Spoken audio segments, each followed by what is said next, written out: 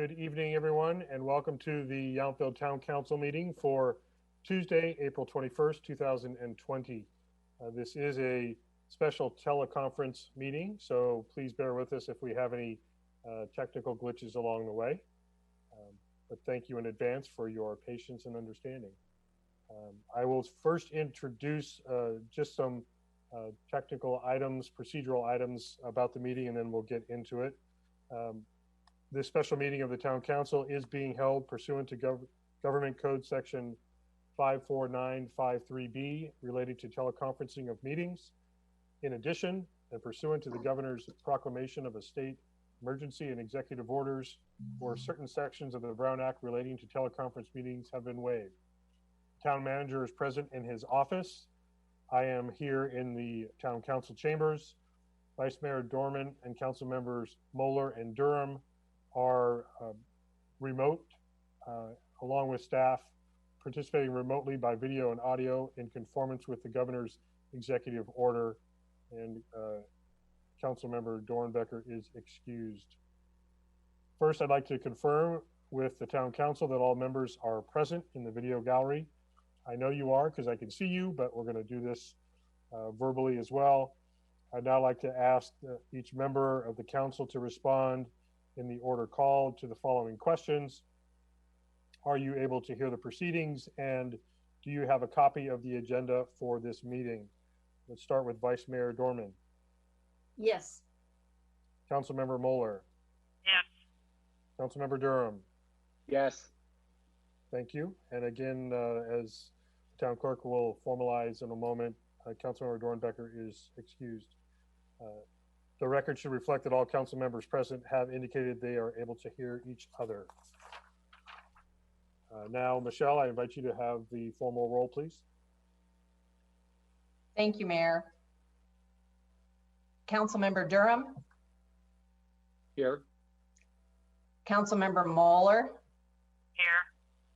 Vice Mayor Dorman. Here. Mayor Dunbar. Here. Please let the record reflect that Councilmember Dornbecker is excused. Thank you. Also, specific to tonight's agenda item 8C, Zoning and Design Ordinance, ZODO update, special instructions were provided on the agenda, website calendar, as well as the website agendas to submit comments to publiccomment@yville.com.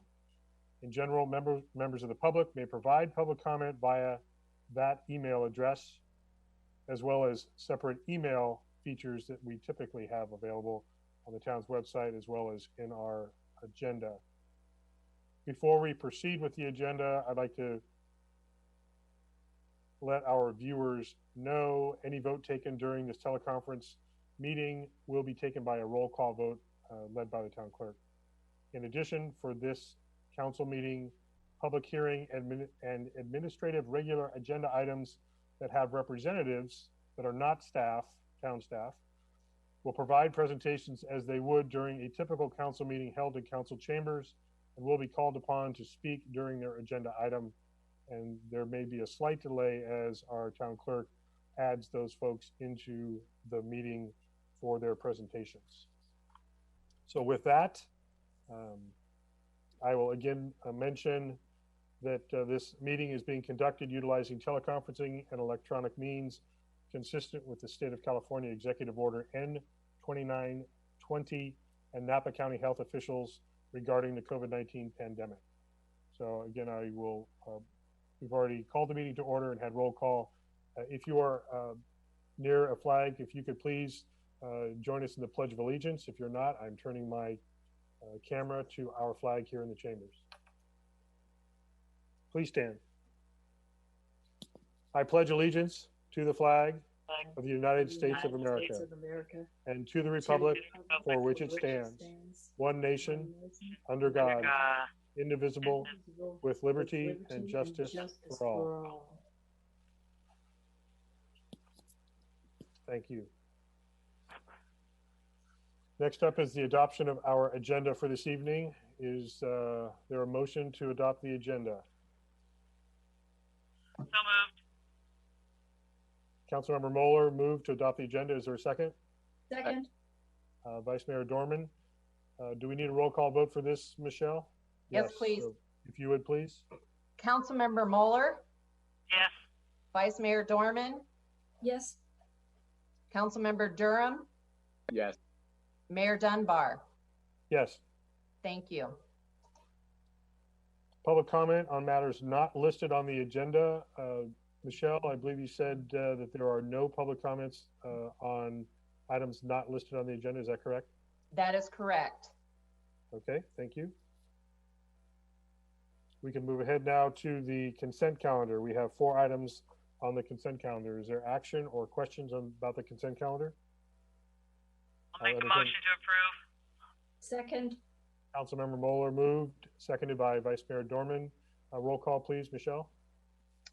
Councilmember Mueller, Yes. Vice Mayor Dorman, Yes.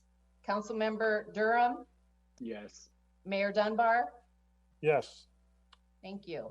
that passes unanimously. Thank you. Moving on, we have no presentation, so we'll get to our first of 3 public hearings.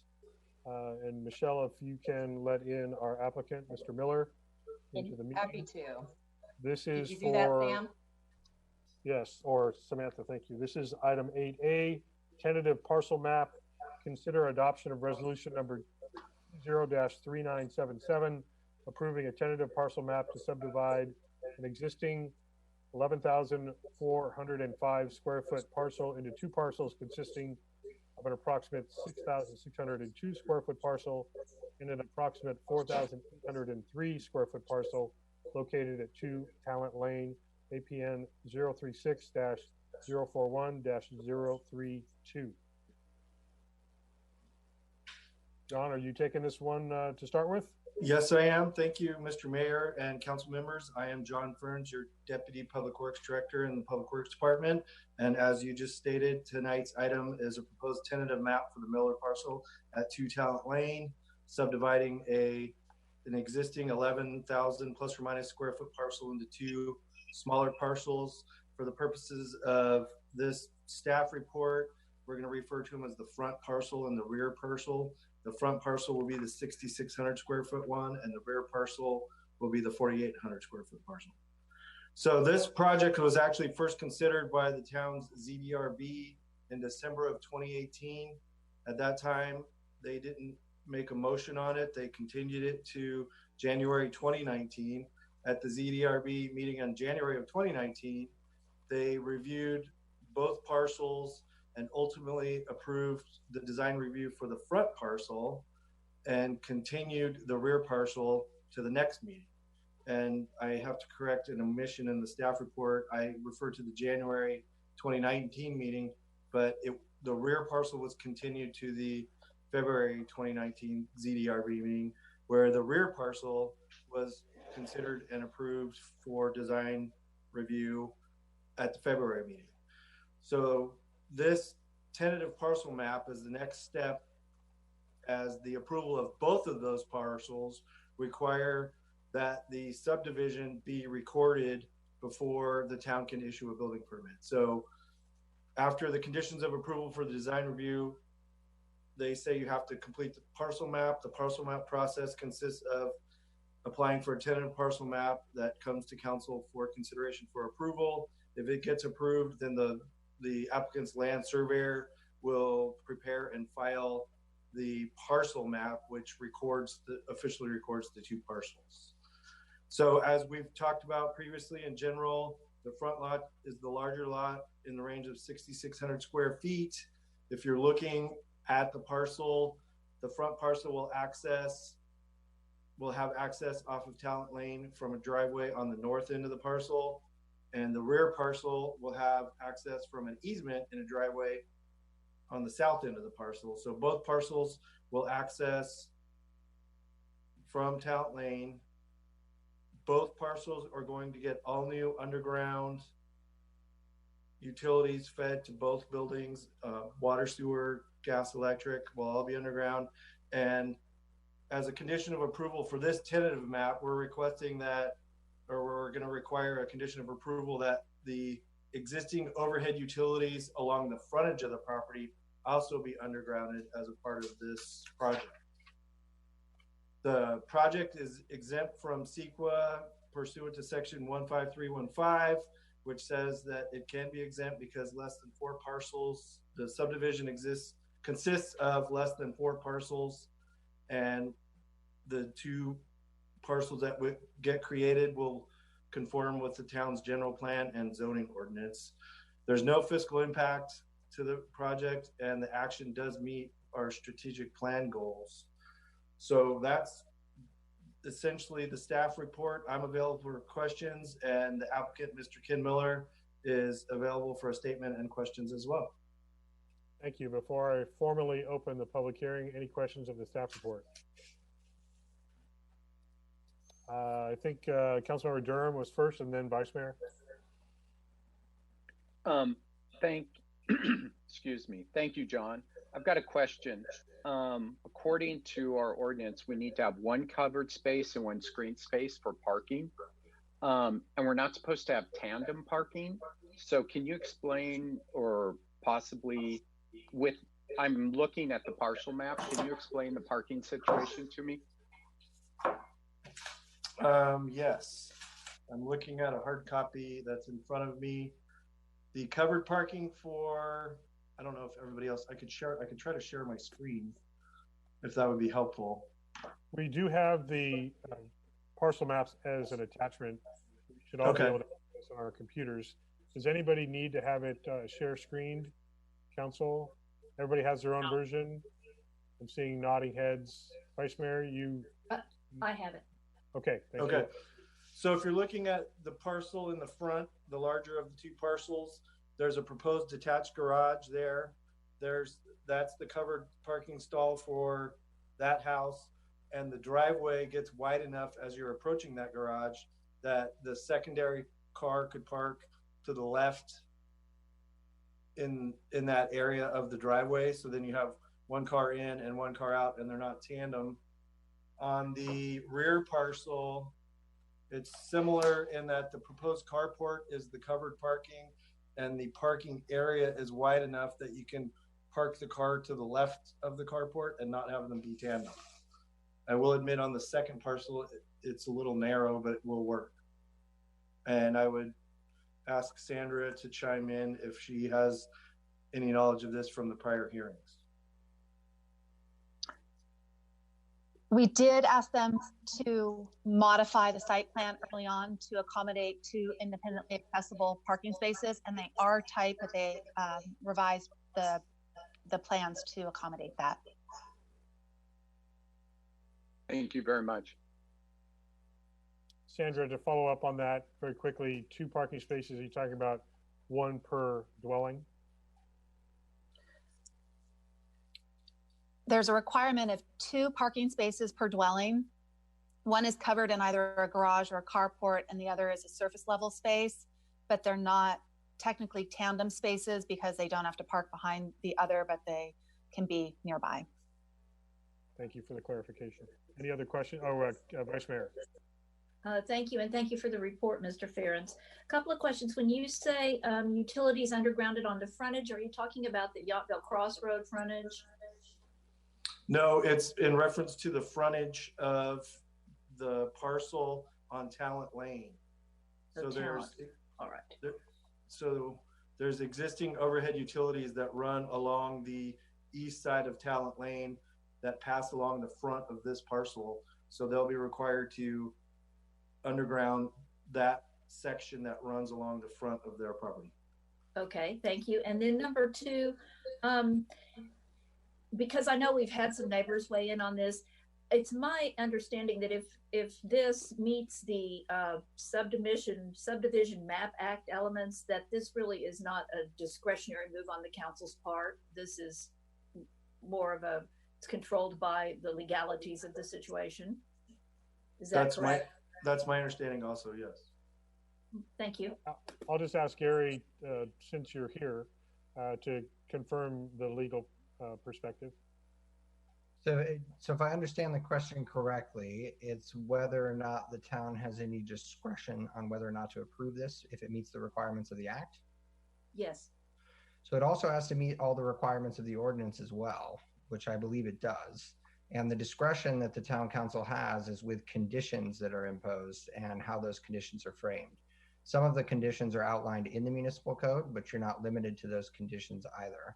So there is discretion with the conditions that you can impose on the map. Thank you, which we have done by conditioning it on the undergrounding of the utilities. Correct. And yes, Okay. correct. Thank you. Thank you. So Gary, there's no outstanding condition or any outstanding subdivision map concerns on this item. They basically are all covered. We would only be adding something additional if that was necessary. Correct. Okay, thank you. Any other questions before I invite Mr. Miller? Seeing no blue hands in my right column here, I will go ahead and formally open the public hearing. We've heard the staff report. I'll invite the applicant, Mr. Miller, to address the council. Welcome. Welcome. I appreciate the opportunity. I actually don't have a lot to convey this evening. I did want to thank Town Council, Mr. Ferens, Ms. Liston, for all of the work that's transpired over, it's probably been, I'd imagine, 12 to 18 months at least. It's been a very long, thorough process. We've needed a lot of advice and counsel along the way. I know that we started working with Mr. Ferens recently within the last 6 months or so, and it's been great. So I just wanted to pass on my thanks for that. I guess I have two questions, and if this isn't the right forum, we could certainly address them later. But the undergrounding of the utilities, is that a requirement, or is that something that the town is asking us to do, and will it, I guess, be consistent with everyone else that's building similar structures? And then in order for this to be approved and the parcel split, do we have to demolish the existing structures on the parcel today? Those were my only really two questions or comments. Let me just make sure on the second question, the wording is intentional. When you say today, meaning immediately, do you need the structures to be demolished in order to split the parcels, or just do you need to demolish the existing at all? Just if you could just clarify your question. Yeah, no, it's not at all. It's just today, like it would be a shame to demolish them and not be able to use the existing residents. We enjoy it very much. So I'm just wondering, like, if in 6 months we did the demolition, is that acceptable, or is there a specific time limit as to when we have to do the demolition, and would that hold up the parcel split? Thank you for your question. So should we go to Gary on this, or John or Sandra, whomever? I can start. Okay, John. First question regarding undergrounding is the town has a policy that subdivisions of this type require that the overhead utilities be placed underground. So it is becoming a condition of approval with this tentative map today, assuming that the map gets approved. The second question is fairly easy to answer. The building would have to be demolished before you can record the parcel map, because you cannot record the future parcel line will run through the existing structure. So you would have to demolish the existing structures prior to creating the new parcel line, because you can't have a situation where the property line runs through the existing house. That makes sense. I guess, is there a time limit to do that though? Like hypothetically, like I said, if we want to do this in 6 months, does that matter? Assuming this gets approved tonight, is there a time limit to demolish the existing structures to record the parcel map? The tentative map approval is good for 24 months. So you have that much time to record the final parcel map. So you have a 24-month window really to make the decision, or let your tentative map approval lapse, or ask for an extension at that time. Awesome. Okay, I appreciate the clarification. I was just hoping we didn't have to demolish the existing structures next week, because like I said, we're still enjoying our place there. So just also, I'm going to ask a clarifying question for the applicant, John. The first thing about the undergrounding, you clearly explained that subdivisions have this requirement. I think part of the question was, has this been done previously? Mr. Miller, I think you did ask that. Has this been done as an example of this type of thing in the past here in town? It's just an added piece to yes, it's a requirement, but has it been done before? I am of the understanding it's been done before, but I would have to defer to Steve or somebody who's has longer tenure at the town to answer or provide an example. Actually, I see, hold on, Steve. Sandra, is your hand raised to answer the question or something different? I wanted to provide additional information on recordation of the map and how long design review approval is good for. John mentioned he has 24 months to record the map, but he needs to start construction in about the next 12 months in order for the design review to be active. And if he doesn't intend on starting right away, we may want to consider extending design review for an additional year. I was looking up the exact date right now. And I think that, thank you for that additional information. That's great. Let's assuming that action is taken, I think that's something that staff could follow up with Mr. Miller about the timing of all that, unless Gary says that we have to decide the exact timeline tonight. But I do want to go back to Steve. Did you have further comment on the? I do. I just want to clarify, yes, the town has applied this requirement consistently on all new developments. For example, Stag's View, there's a number of lot splits and or other construction where the town's undergrounding policy has come into place. Thank you. Gary, did you have any follow-up to Sandra's comment about the timeline? Is it very clear and defined, or is there some room for consideration?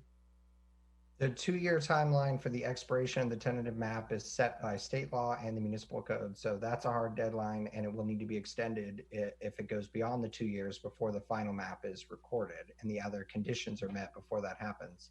For design review, I'll defer to Sandra on how to extend that in the timing. I don't think there's a need based on that to extend anything this evening or withhold the approval, because when those deadlines come, I think they can extend it in the future. And there's still time to comply with everything between now and 12 months from now. So I see that as a future issue and not something that needs to be addressed this evening. And I see Sandra nodding correct and John's nodding correct. So Mr. Miller, does that answer both of your questions? Yeah, Jana, that's super helpful. I appreciate it. There's a house down the street that's been under construction for about a year now on Talent Lane also. I don't think their utilities are underground, but it is what it is. I understand that's a condition of this approval. Maybe they'll be underground at some point, but nonetheless, I appreciate the feedback and the answers to my questions. Thank you. And I would just suggest you could follow up additionally with either Sandra or John about that circumstance in case there is a question that's lingering in your mind about that. So that can be maybe offline after tonight. Any questions from council about this? I don't see any hands. Just offering that opportunity. Okay, I don't see any questions. I'll go ahead and close the public hearing and invite discussion or potential action by the council. Yes, Mayor, before Michelle. you move on, do you mind if I, for the record, let everyone know that there are no public comments? We did not receive any public comments or e-comments for this item on the agenda. Thank you for the reminder. You're welcome. I need to read my my margin notes. With that, is there any discussion or action by the council? Anybody? I'm looking at faces. I'm not seeing any hands. I move Vice Mayor, approval. please. Oh, thank you. I move approval of the tentative lot split. I don't have my agenda, the reading right in front of me. So is that going to mess things up? If I can read this on your behalf, the resolution number Perfect. is resolution number 20-3977, approving a tentative parcel map to subdivide an existing approximately 11,405 square foot parcel into two parcels consisting of an approximate 6,602 square foot parcel and an approximate 4,803 square foot parcel located at 2 Talent Lane, APN 036-041-032, and waive any reading. I'll Yes, second. and I move approval of that. Move adoption of that. That's the motion by Vice Mayor, second by Councilmember Mueller. A roll call vote, please, Michelle. Thank you. Vice Mayor Dorman, Yes. Councilmember Mueller, Yes. Councilmember Durham, Yes. Mayor Dunbar. Yes. Thank you. So that passes unanimously. Mr. Miller, you have your approval. Congratulations. It looks like you're falling into the shadows there in your, I can't tell if that's the backyard or by the back door, but can't see your face anymore, but hopefully that's the outcome you were looking for. There you are. There you are. Okay. Awesome. Thank you so much. Thank you very much. Congratulations. Mr. Miller, are you gonna go ahead and leave the meeting on your own and watch it in progress on our web streaming? Yeah, I'll do that. Okay, thank you so much. Thank you all. Stay healthy. Have a nice night. Thank Bye-bye. And that takes care of that item. Next item up is item 8B, Municipal Code Amendment. Introduce and waive the first reading of ordinance number 20-497, amending sections 17.177.015, 17.177.020, 17.177.030, and 17.177.050 of the Yountville Municipal Code regarding public art programs. And I believe Samantha is going to start us off with this item. Yes, good evening. So thank you for that introduction. And before you tonight is really a cleanup of the municipal code overseeing the public art program. And so the program has been in place. It was final adoption by the council in May of 2016, and it has been very successful. Upon a further review with staff and Gary as our newer attorney, who was not in place when we drafted the original ordinance, we found that some of the language wasn't as clear as it could be and could potentially be open to challenges. So we went forward with Gary's assistance and revised some of the language slightly so that it clearly reflected the council and staff's original intent was for that 1% valuation of just commercial be also not just applied to master development permits, but also building permits. So attached to the staff report was a red line version, as well as a clean version, as well as the original staff reports that were presented to the council back in 2016. Staff took a lot of time in reviewing the council staff reports as well as the recordings from them, and it was very clear the intention was always to include building permits only for commercial use. So upon Gary revising that and bringing it forward, we did have a discussion with Vice Mayor Dorman earlier in the week about section 17.177.030, which is application for public art. And the suggestion was to continue to have the words "and maintain" in the first sentence. So it would read, if choosing to install and maintain public art. So I just wanted to add that in based on the discussion. Otherwise, there was no other feedback. Obviously this evening, the request is to introduce and waive the first reading of updating the language in section 17, as you called out, Mayor, I won't repeat it, of the Yountville Municipal Code regarding the public art program. And I'm happy to answer any questions that you might have. Thank you, Samantha. Any questions from council on the staff report? No. Seeing no hands, I'll go ahead and formally open the public hearing. Invite any member of the public. Michelle, do we have any public comment that has been provided? No, we do not have any public comment. Thank you. And there's nobody in this room. So with that, I'll close the public hearing and invite discussion or potential action by council. Anyone like to comment first? Vice Mayor? Oh, I was ready to make a motion if everyone's ready. Go ahead. Go until we stop you. Okay.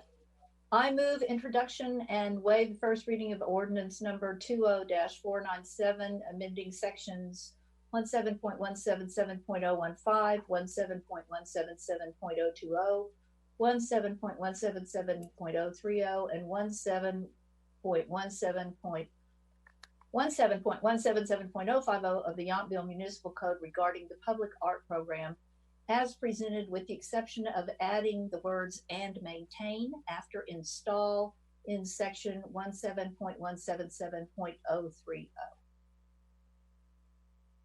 Thank you. Is there a second? A I will second. go ahead. All right, Councilmember Durham, you got in there. I'll take your second on that. There is a motion and a second. Motion by the Vice Mayor, second by Councilmember Durham. Roll call, please, Michelle. Thank you. Vice Mayor Dorman, Yes. Councilmember Durham, Yeah. Councilmember Moeller, Yes. Mayor Dunbar. Yes. Thank you. Thank you, and that passes unanimously as well. Item 8C. Okay, this is going to be interesting. I just took a fresh sip of water for this one. Municipal Code amendments under item 8C 20-2505. What I'm going to do now, we have 5 different sections of our municipal code that are under consideration for amendment. I'm going to read all 5 introductions all at once. We may discuss them all collectively. We may, depending on the council's conversation, call any one of the items out for a separate conversation. I'll mention now, since I'm thinking of it, we did receive one public comment, e-comment by Holly Hansen. We will bring that back up again when we get to the public comment portion of this. Mayor? Yes. We also received a public comment from Clark Thompson. Thank you. And we will revisit those after formally opening the public hearing on these items so that they're entered into the record. But I will get to the summaries now. So buckle in. First is introduce and waive the first reading of ordinance 20-492, amending chapters 17.08 definitions, 17.16 zoning by land use designation, 17.36 PF public facilities, 17.48 PC primary commercial, and 17.52 RSC residential scaled commercial of Title 17 and Chapter 18.40 commercial buildings of Title 18, adding Chapter 17.82 MU mixed use overlay to Title 17 and Chapter 18.42 public facilities buildings and Chapter 18.46 building height exceptions to Title 18 of the Yountville Municipal Code. And I realize there's so many commas and periods in there. I have no idea how I properly punctuated that paragraph, but hopefully, Gary, it all sounded legal. There we go.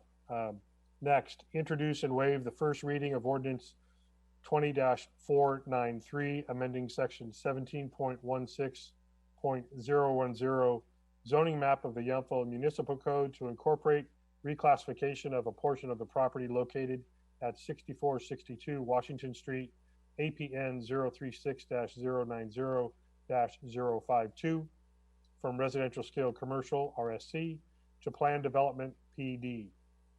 Next, introduce and waive the first reading of ordinance 20-494, amending section 17.16.010 zoning map of the Yountville Municipal Code to incorporate reclassification of 2 vacant parcels located at the northeast corner of the intersection of Jefferson and Humboldt Streets, APNs 036-052-022 and 03-054-023 from Old Town Historic H to residential scale commercial RSC. Excuse me, Mayor. I'm going to make one clarification to the first APN. It's 036-054-022. Thank you. Okay.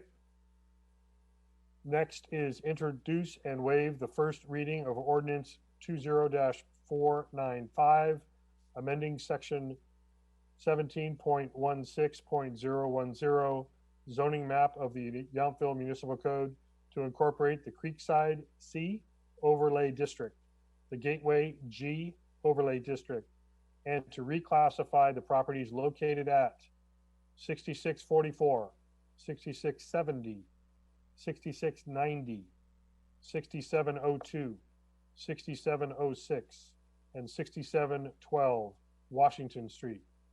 APNs 036-035-009, 036-035-018, 036-035-014, 036-034-008, 036-034-009, and 036-034-001 to include the mixed-use MU overlay district.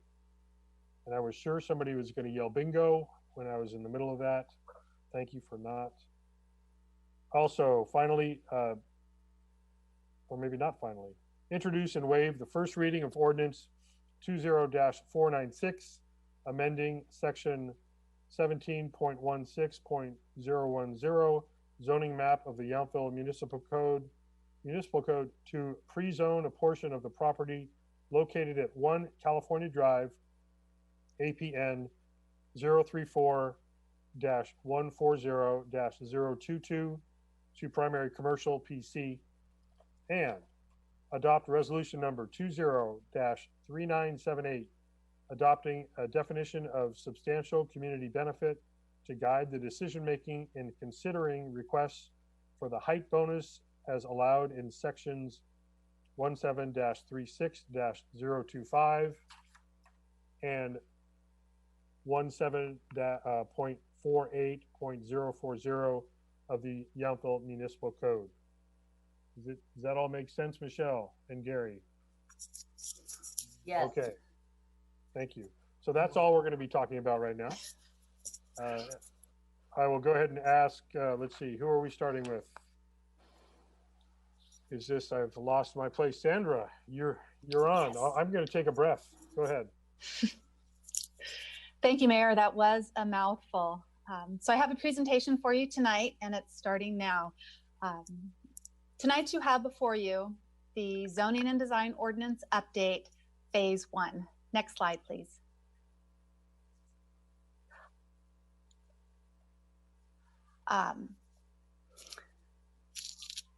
As you all know, the Town Council adopted a comprehensive update of the general plan in May of, oh gosh, I've got the date wrong. Of May of 2019.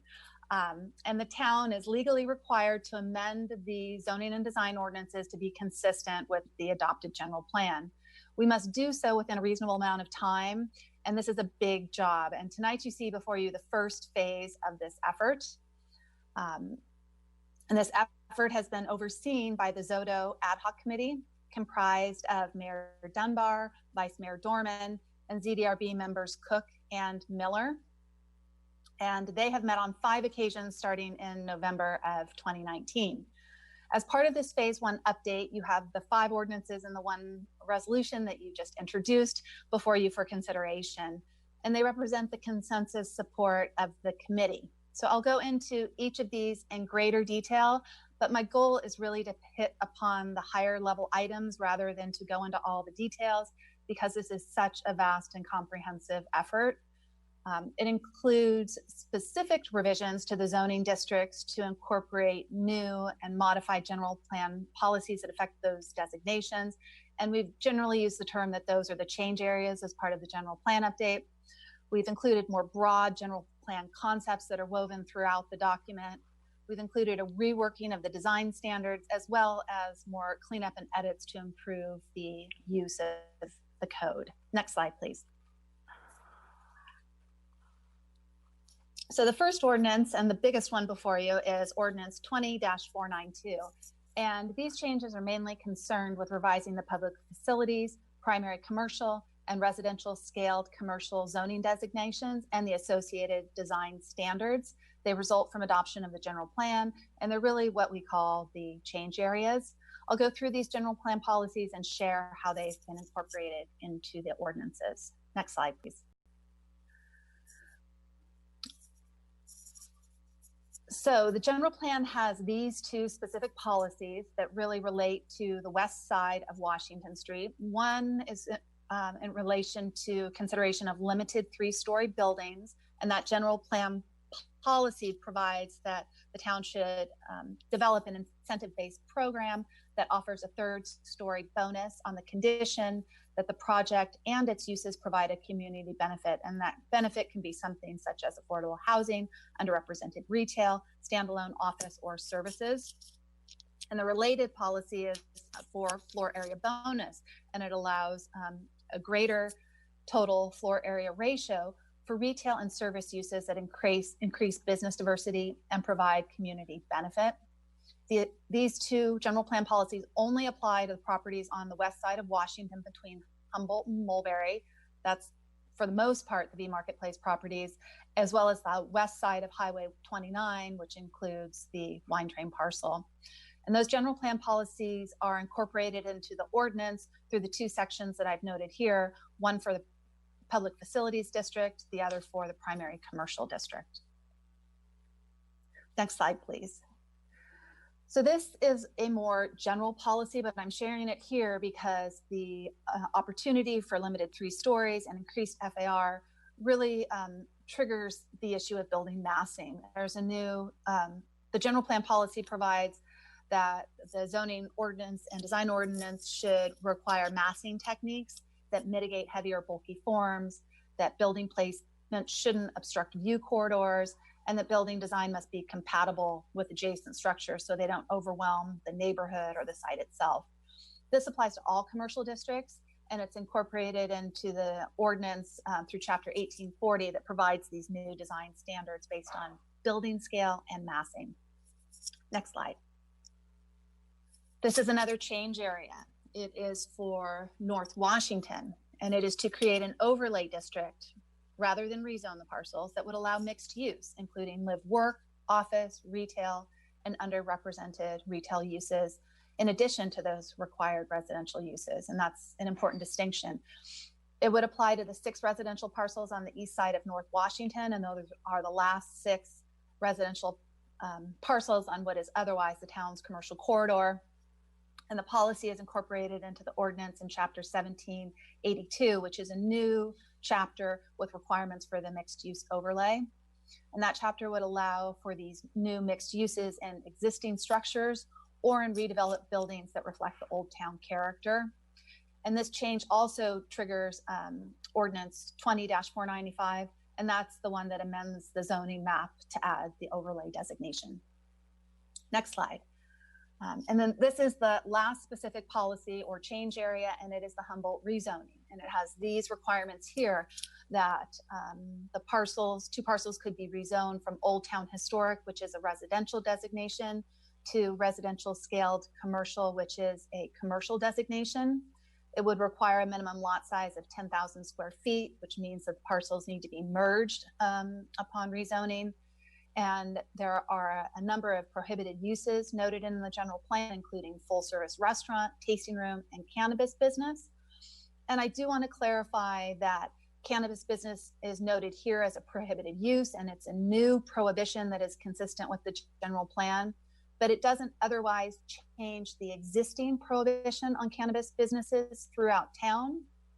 And we all know that we're looking, or the town is considering whether to allow cannabis uses in town in the future, but this is undecided at this point. And so no other changes are being to the ordinance. And the prohibition on cannabis retail is basically status quo for now. It's not changed as part of this. These 2 Humboldt parcels would be permitted to do food and wine uses incidental to a retail use, and that was a clarification based on the prohibited uses above, and require at least 2 second-floor residential units, one of which may be the primary dwelling of the owner or their family with approval of a use permit. Next slide. This policy applies to the 2 vacant parcels at the northeast intersection of Humboldt and Jefferson, and that's the end of the street that is closest to Washington. And it is across the street from 2 parcels that have already been rezoned from Old Town Historic to residential scaled commercial. The general plan policy is incorporated into the ordinance to the RSC district section that's noted here. And again, this change also results in ordinance 20-494 that amends the zoning map for these 2 parcels. Next slide. In addition to those specific policies I've noted, there are many general policies that have been woven into the zoning and design ordinances based on the feedback and what was found to be important to members of this community as part of the general plan update. And I'm just going to briefly touch on these. One is in relation to the intensity of commercial uses. Standards now specify that a greater intensity is allowed on the west side of Washington rather than the east side, and that's because the east side backs up to and is adjacent to residential uses. We've incorporated this idea of small town character, and the goal is to preserve and enhance the small town character, scale, and pace of life for Yountville, as well as the town's connection to its natural surroundings. Next slide. We've addressed Washington Street, and the goal is to maintain standards that create a viable, vibrant, and attractive business district, and really to maintain the characterization of walkability, view corridors, and low intensity development. We've addressed parking on frontages and sought to minimize the amount of Washington Street used for on-site parking and access. Next slide. And we've included new policies on parking efficiency that allow greater use of measures that maximize both on and off-site parking.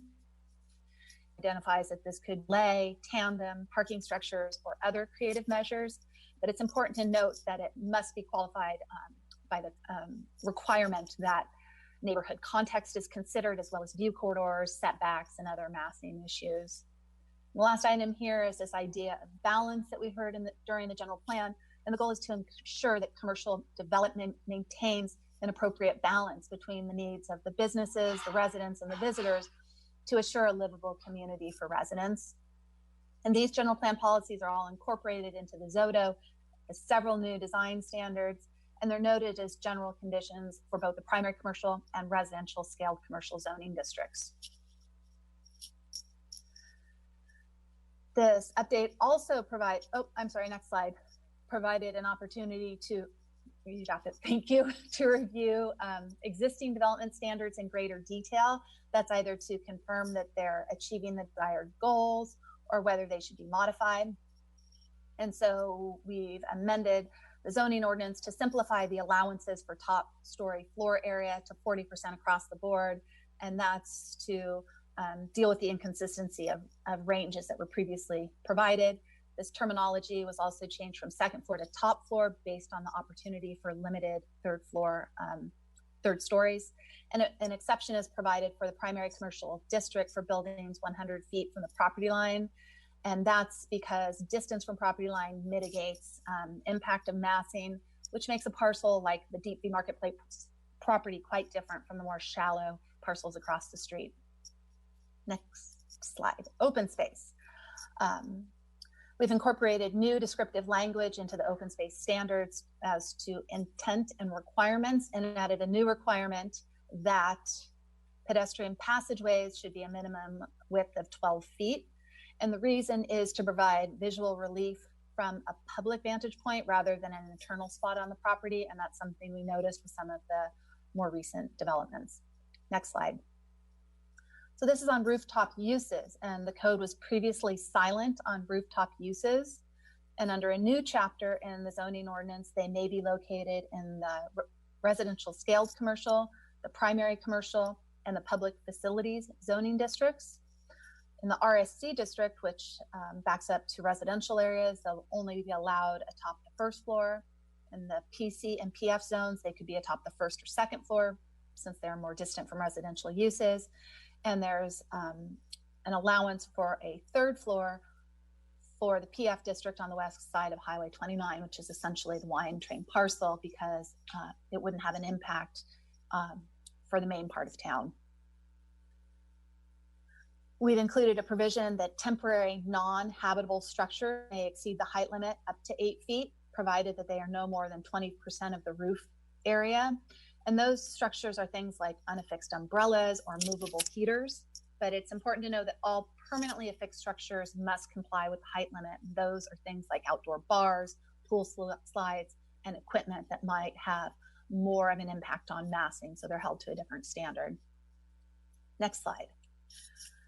This is in relation to height exceptions. And again, the code was silent on height exceptions. And this new language prohibits architectural features, mechanical equipment, the main things you see on building rooftops, from exceeding the height limit. But it does provide 2 exceptions. One is for elevator equipment, stair overruns, and chimneys, which may exceed that height limit by 5 feet because they comprise such a small portion of a rooftop. And the other is for a perimeter safety barrier for rooftop use, where it is clear or more than 50% open. And again, that could exceed the height limit by 5 feet. Next slide. And finally, we get to the development standards, and we've changed these rather significantly. We've relocated the development standards from the design ordinance to the zoning ordinance. And we've done this as tables to improve the ease of using the code. It is anticipated that once all the zoning districts have been updated, and that includes all the residential ones, that the development standards will be consolidated into separate tables for residential uses and commercial uses. But this will occur at a subsequent phase. And it will require that we look at the Old Town commercial design standards and many of the other chapters that relate to design standards that just were beyond the scope of this first phase. And so all of these changes that I've just gone through are incorporated into this first ordinance that is before you tonight. But we have several other ordinances for your consideration. And these really relate to the zoning map based on the changes I've presented. And I'll just continue unless, Mary, you'd like me to stop and you'd like to do these one at a time. These next few won't take as much time to get through. Yeah, I think we want to do them all at once. They kind of, they have such a relationship with the general plan that we can present all at once and then discuss them all. Good, I'll move on then. So this ordinance is 20-493. And it applies only to the Hotel Yountville parcel, and it amends the zoning map to rezone the residential scaled portion of the site, which is the northern half, to planned development, which is consistent with the southern half. And the purpose is to bring a consistent designation throughout, but it's also to eliminate any confusion that the hotel couldn't rebuild if it was destroyed. And that's based on a prohibition in the RSC district that hotels are prohibited uses. This change occurred to the general plan before the general plan update, but we were holding off on making this change until we did all of these changes here before you tonight. Next slide is ordinance 20-494. And I mentioned this one, it's the 2 vacant parcels at Humboldt and Jefferson, and it amends the map to rezone from that residential designation of Old Town Historic to the commercial designation of RSC. Next slide is ordinance 20-495. And it amends the zoning map to include the overlays, and that is to add the existing Creekside and Gateway overlay districts that are currently noted in the zoning ordinance but have never made it onto the map, and then to add the new mixed-use overlay district for the 6 parcels on North Washington. Next slide. Ordinance 20-496 amends the zoning map to pre-zone to primary commercial the portion of the domain Chandon property that is located within the town's sphere of influence. And this action only addresses the condition of the property within the town's sphere of influence. It affects 10 acres that are currently zoned commercial and connected to the town sewer system. This action I just want to be clear that it doesn't result in an annexation of the property, but it's the town responding to the fact that this is located within our sphere of influence. And lastly, we come to the resolution 20-3978, and this resolution establishes a definition and standards for substantial community benefit. And we know from that first ordinance that this substantial community benefit is necessary to qualify for the limited 3-story bonus on the west side of Washington Street. This resolution outlines a number of different examples that potentially could satisfy the requirement. It's not exclusive, but it's meant to guide the decision-making process when a project comes before council. Examples that might meet the standard are completion or funding of deed-restricted affordable housing, including a significant amount of office space or underrepresented retail in the project, or including uses that provide benefits to residents. Next slide. We took all of these ordinances and the resolution before the Zoning and Design Review Board on March 10th. The board voted 4-1 to recommend that the town council approve the ordinances and resolution before you tonight. There was one dissenting vote, and that was Member Jordan, who expressed opposition to changing the land use designation of properties in the Old Town Historic District from a residential to a commercial designation. And at least with regards to the two Humboldt parcels, we've received some neighborhood opposition. One that was received at the ZDRB was from the Straubs, who live immediately adjacent and behind the property. And most recently, before the town council tonight, we received a letter from the adjoining neighbor, Clark Thompson, also opposing the redesignation. So all of these are before you for your consideration and potential adoption tonight. With the next slide, I just want to touch upon the next stages, which is, as a reminder that this is phase 1, but this is really a multiple phase effort. And we were able to touch on many of the most significant and pressing issues of the general plan, but a lot of cleanup and areas need to be addressed for consistency. And the next phase, we're hoping to address the use categories for each zoning district. Cannabis is one of those items that's still out there.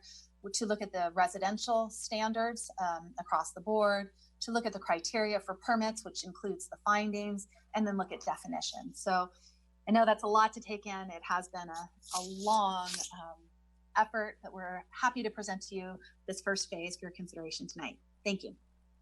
Thank you, Sandra. And before I invite questions of the staff report and then the hearing, I do want to recognize, as Sandra just alluded to, many, many hours of effort have gone into this, not just meetings with our subcommittee, but also staff and our consultants put a lot of time to get us to this point. I want to recognize Vice Mayor Dorman, also ZDRB members Kimberly Cook and Stephen Miller for the additional time and effort that all of us have put in to get us to this point. Thank you very much. Are there questions of the staff report? I see the Vice Mayor had the first blue hand up. Vice Mayor Dorman.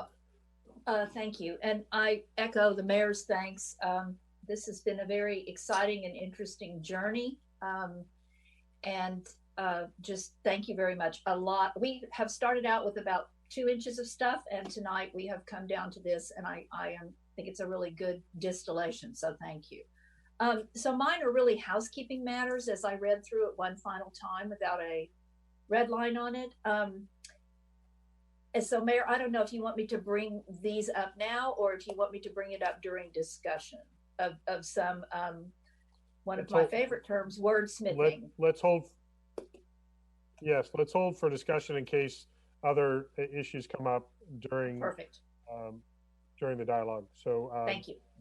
Thank you. Councilmember Durham.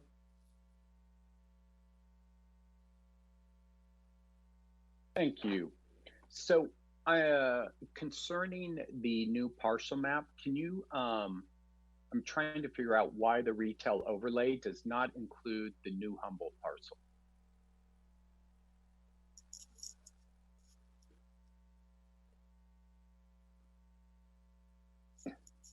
The retail overlay does not include the new Humboldt parcel because it maintains the existing boundaries that it currently has, and it was not considered to extend that to include that parcel. But the new Humboldt property is retail. Yes, partially yes. Okay, Can you tell me does the 50% rule apply for a commercial building as well? No, it doesn't. Okay. And then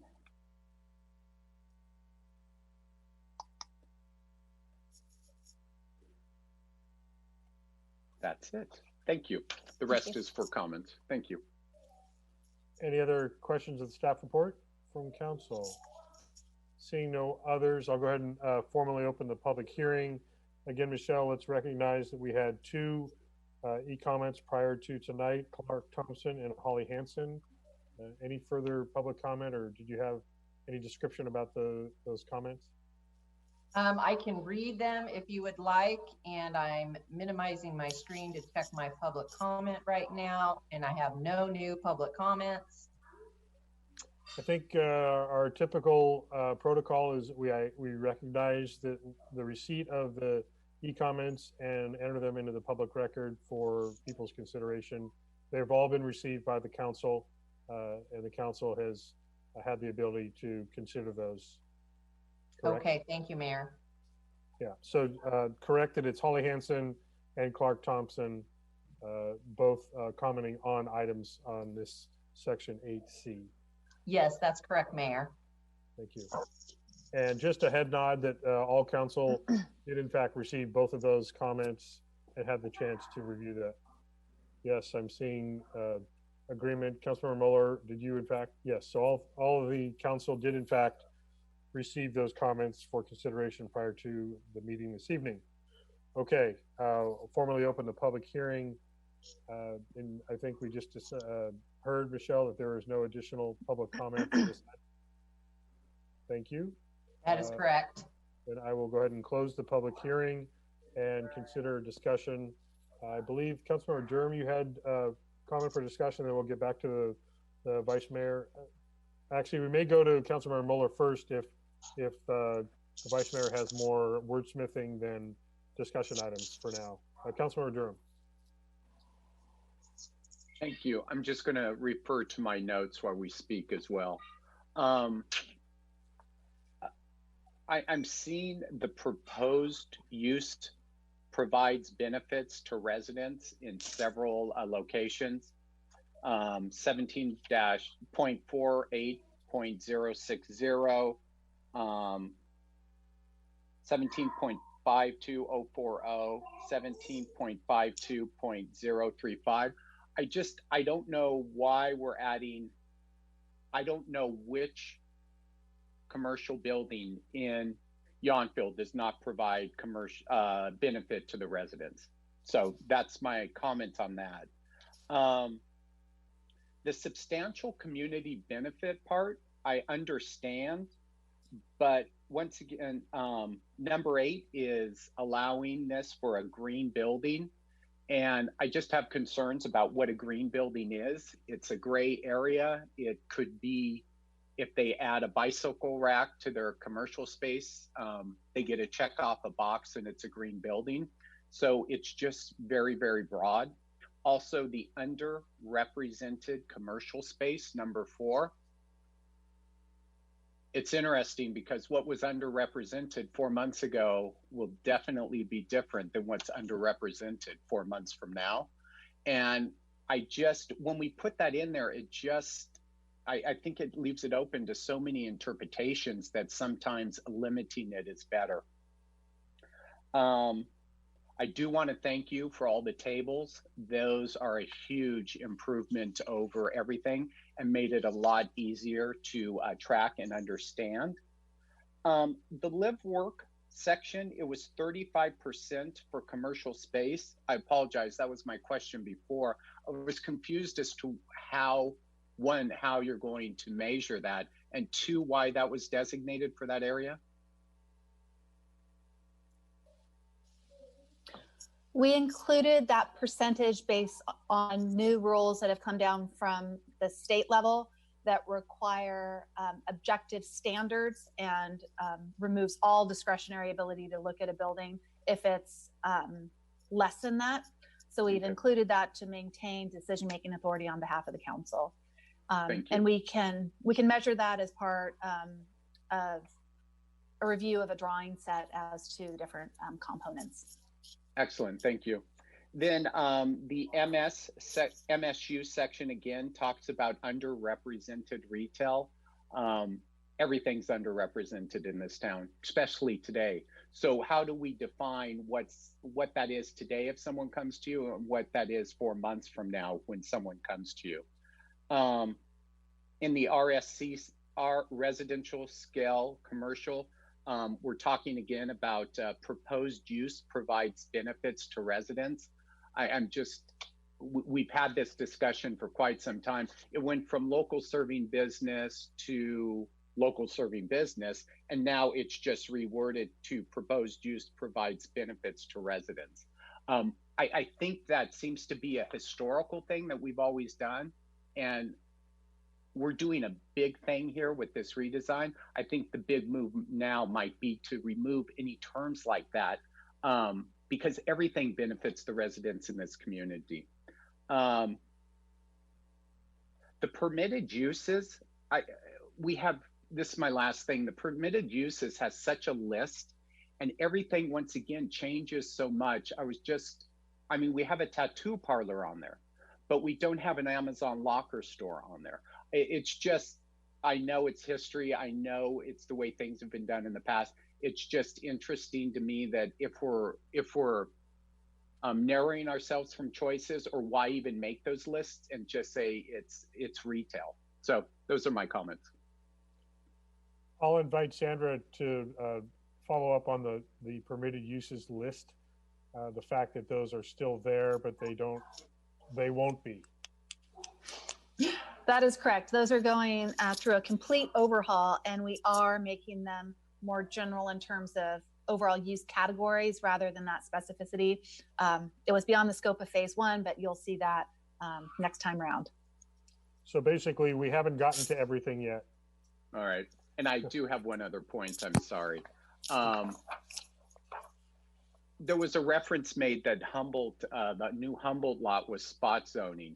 And I've spoken to the town attorney before, and we've talked about this, and the owners of the Humboldt lot have been participating nonstop since we've talked about this.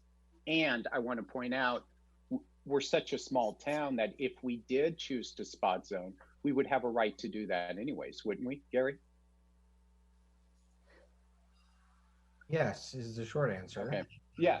So, but on top of that is that this has been an exhaustive process for Humboldt Street. I know he wanted to be open last year, so we've done the process that we should, and the building is going to be conditioned upon design, parking, landscaping, heights, and windows, as it would any other business. Is that not correct? Yes. Exactly. Thank you. Thank you. And I'll be able to respond to a couple of your points, Councilmember Durham, as was considered by the subcommittee under the community benefits piece item 4. You referenced the still existing underrepresented retail language, and it was intentional that it was changed to that from resident serving or local serving. For the very reason I think that you were referencing, which is underrepresented can change any given period of time. We've seen underrepresented sectors change in the decades that we've been an incorporated town, and we've referenced that about art galleries, antique stores, and now tasting rooms potentially, and whatever might be next. We felt the language was broad intentionally on that item number 4. So that was discussed. The other element there under the substantial community benefit appendix number 8, significant green building codes. Your point is very well taken that the word significant was in there intentionally so that it isn't just a bike rack, but the term green has possibly lived its natural life. And if it's environmentally sound or some other term that might have more relevance today and going forward, that's, I think, certainly something that we can consider It is, I think, a fairly old industry standard term. And so we may want to look at that if there is a better term to replace, as long as the intention is represented there. So I'll just leave those comments for now. I believe I saw Vice Mayor was, and maybe as the, well, let's go back to Councilmember Moeller first, and then Vice Mayor, if you want to add to those comments and some of your others. So Vice Mayor or Councilmember Moeller.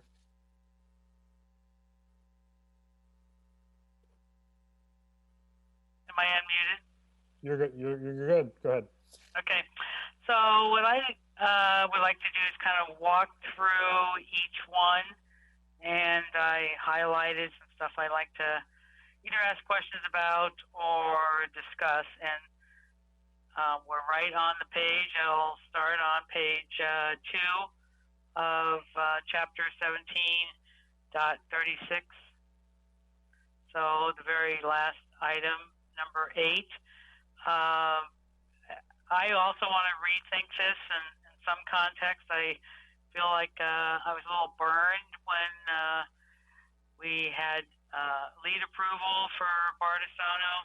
Shortly after they were open, they were getting rid of these special mixers and special this, and you know, it just did not. It had a great intention when stuff was put in, but a lot of the stuff wasn't practical. It just didn't really work. They didn't really use it. So I think we got something that really wasn't something we really needed. And same way, you know, and we all recognize this, a lot of that happened with the community center too. So I would really like to rethink number 8 entirely, exactly to Councilmember Durham's point. Also, and this is going to be a theme you're going to hear from me on several items here. On page, I think it's on page 7 in this section, we often, well, let me get my bearings, 5B, we often, on many of these, we talk about utilities, service functions, and, well, this one's a little bit different. We say trash facilities from view. I would definitely like that to be very specific. My intent, if we do any of these projects, is to get the toters off the street. The toters do not belong on the street. They are taking up valuable parking. They fall over. People don't sometimes open their business till 10 o'clock in the morning. So since we are mentioning utilities in several places and specifically trash here, I would like to get toters off the street. So then on to, let's see, the next one. So what I'm going through is the redlined. I just finished the Public Facilities District. Now I'm on primary commercial, the red line document. I guess you can use the non-red line. Maybe the pages are different. So, yeah, please call out the code number so we can, in case there is a difference of page number. Okay, so I'm on chapter 17.48, primary commercial, redlined document. Page 3. Number 8. Again, this is another. This is 17-48-040. Just above. Oh, that you want that one? Okay, I kind of did it by page number. Yes, 040, and then the next page. Well, this is my next page. Again, just wanted to call out. Again, we've got the number 8, incorporation of significant green building. So once we have that discussion, I'm just mentioning that it's also located in that place. And then under the very last item, under 17.48.050, item C, it says commercial facilities for processing or retail sale of agricultural products that are grown on the premises. I went round and round. I cannot figure what that. I need an example. what does that mean? Sandra, is that gardens? Commercial gardens? It could be any number of things for the minor processing of agricultural items on site. Again, though, this is a use that falls into the use categories that we'll consider later. So unfortunately, so much of it is woven together as part of this overall update. Right, and I think would it be fair to say that would be somebody's private garden that actually sells the products, or even the French Laundry Garden, as an example? Yes, Sandra? but it wouldn't. yes, I think it would. It wouldn't be Hold on, limited Steve. to that. Sandra, go ahead. Yes, but I don't think it would be limited to that. Right. No, just as a single example. Yeah. Mhm. Okay, Steve. And that's all I was trying to say. You do have a couple larger lots where it's not uncommon that they may sell something. You may think of it as a strawberry farm. We don't happen to have any, but that would be the type of situation you're looking at. We do have two properties that do have some commercial gardening, so potentially that allows them to do what they're doing. But are those, I know, like the tomato patch kind of over Yountville Crossroads, but is that a commercial piece of property over there, or is that a residence? What, I don't even know how that's zoned. I don't know. It seems like this needs a little more clarity, or maybe an example or something. Because this requires a use permit, right? It's Well, something that requires a use permit. We are maintaining the status quo on this now. We're not touching the uses. We're going to be doing that in phase 2. But since we're updating all the other provisions of the primary commercial, we haven't kept it out of the overall chapter. So you see it, but again, this is next phase. Yeah, generally speaking, we have not addressed any of the lists that you're seeing here. I think, Sandra, that's a fair statement, right? We basically said we're getting to the list eventually, but we're at a little bit of a higher level on most of the language outside of these lists that still exist. They're placeholders, and the lists themselves may look completely different as we get further along. Okay, so that's just to let you know what my process was. It was to go through each one of these and then keep cross-referencing back to the ordinance. So that's why I'm talking about them. I didn't really know. That was just the process without specific guidance that I chose to adopt for my questions and comments. So should I not even bring those up? Are these totally irrelevant? I mean, I don't need to discuss something. I think if they have to do with the lists that are being presented, we want to hear your comments. We can actually, we have to be careful about not having too many, having an accidental serial meeting by having those comments and then having the vice mayor and me represent them in our subcommittee. So if you submit them to Sandra, she can have that information that can be part of a discussion. Gary, do we need to do it that way? Is that the best way to not inadvertently get outside of our scope with the subcommittee? Yes. So as I understand it, the concern is at the subcommittee because it's a standing committee, is the Brown Act committee, and so you're concerned of talking about that outside of a meeting. Yes, that if Councilmember Mueller presents the concerns that we haven't addressed yet in the standing committee, would it be best if she presents them offline from this meeting to Sandra, and Sandra could have that as information she presents to us in the standing committee? Yes. Okay. Well, makes then, sense, Sandra? Yeah. Do you want me to talk about the ordinances then? I'm a little confused now. Yes. Okay. Well, again, the ordinances, I'll just do broad strokes. There's nothing in here about garbage, and I feel very strongly about getting toters across, off the street and freeing up parking places on Monday.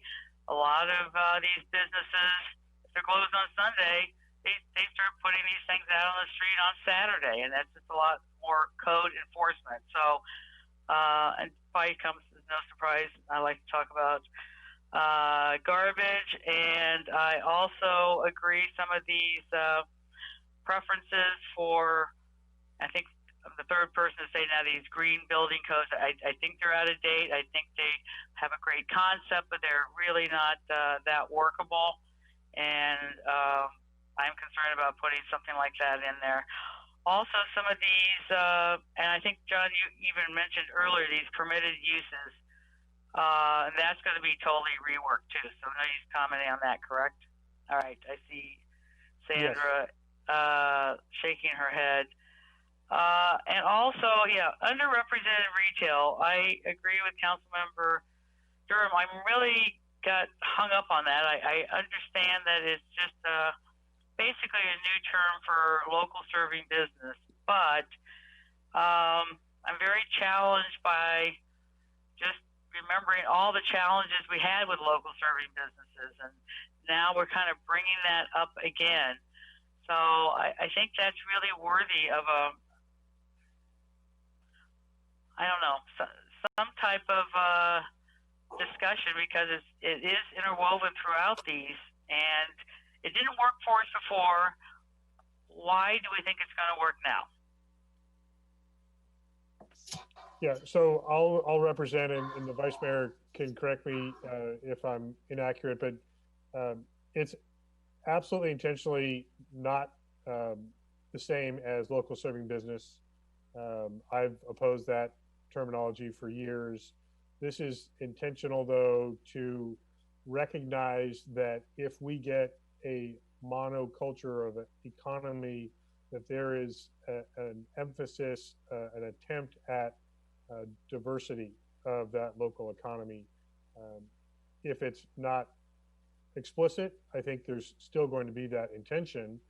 I don't think it's critical to have that particular item 4 as it's listed in the community benefit. But the point being, there are some underrepresented commercial activities in town, and would it be a community benefit to have something that otherwise may not be introduced in town because it may not be the highest and best use, but if there is a benefit that goes with introducing that use, it might motivate somebody to bring that more not unusual, but underrepresented, I guess, business activity. So you're saying that it's really in there as like a motivation to get something a little extra that you wouldn't get before. It's really not akin to our discussions we've had over the year about, you know, here comes another new tasting room, yet another tasting room. How many tasting rooms? There's too many tasting rooms. It's really designed for a different purpose. Yes. And okay, Steve? Yes, and I think there's a great clarification. This whole section applies to when a council at a point in time may choose to provide the bonus. So you need to think about it as the policymakers at that point in time are going to look at it and go, does this give us something? And that's why I think, to Councilmember Durham's point, what it is today may not be what a council 6 years from now finds. So it's actually crafted that way. And again, this is the guidance that the council is going to look at, and they're going to evaluate the project to determine if it provides substantial community benefit. The intent also was that it's not just one thing. The council could look at potentially multiple things that an applicant brings together. So I really want you to think about it more as a policy about what somebody has to offer you for their project in order to be considered for that third story height incentive.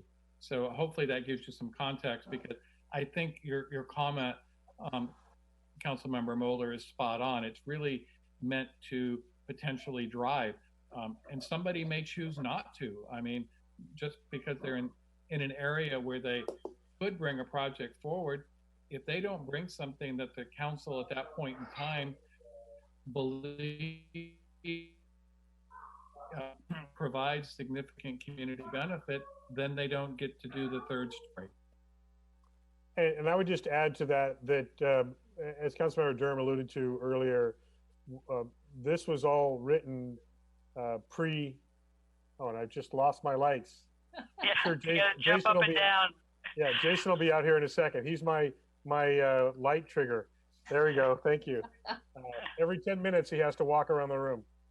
But, granted, these were written before we had a COVID-19 shutdown of our entire national economy. We don't know what's going to come out of the return to business.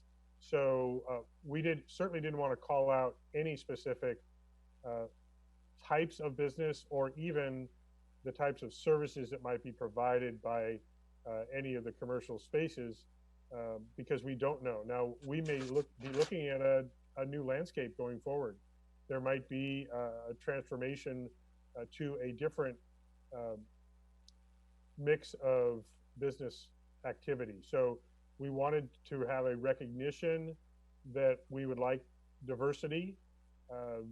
The market still drives what that means, and it might mean something different going forward now. So there was an intentional elimination of the reference to local serving because as we've talked about for years, it's almost impossible to define, and it's also impossible for anyone to have a purely local business. And I totally agree with you. And I really like the word diversity you just used. Maybe that somehow could also be part of that policy. Certainly can be. Again, I have the page open about the substantial community benefit reference. Inclusion of significant amount of diversity in underrepresented commercial retail space. I mean, we could certainly add that to maybe provide some clarifying language. Because to me, that is what we're really saying. Maybe we're saying both. So I don't know. I would just like to consider. I do like the word diversity, perhaps in addition to underrepresented. Maybe underrepresented retail that provides diversity, or I don't know, something like that. I'm gonna task Gary with preparing himself to wordsmith that in case the whole council wants to make that adjustment under that community benefit. Thank you. And let's see. Yeah, and then that's all for me. Okay, thank you. Vice Mayor, time for you to, I bet you have more than just some housekeeping items. I hope not. So let me give it a shot. 2 items, just in, like I said, rereading it, we had, as a committee, we decided where it said applies to development in the town, we had taken out the word new so that it's clear that it's any rehab, redo, expanded. I found a couple of places where new in all the iterations got left in, and I would suggest that we take them out for consistency. And the first one is in 18.40.020. So which section are we in? I'm sorry. 18.40.020. Of which ordinance? Which is design standards for primary commercial buildings. There we go. What ordinance? The main commercial. ordinance. The main ordinance. What does that mean? Well, Margie, you're going by the red. Sorry, Councilmember Muller, you're going by the red lines. So it's primary. No, I'm just looking at the first ordinance 1, ordinance 2, ordinance 3. Which one? Ordinance 1. Okay. And again, the code section, Vice Mayor? 18.40.020, and it's in the primary commercial section. Page 16. Thank you. Director Liston.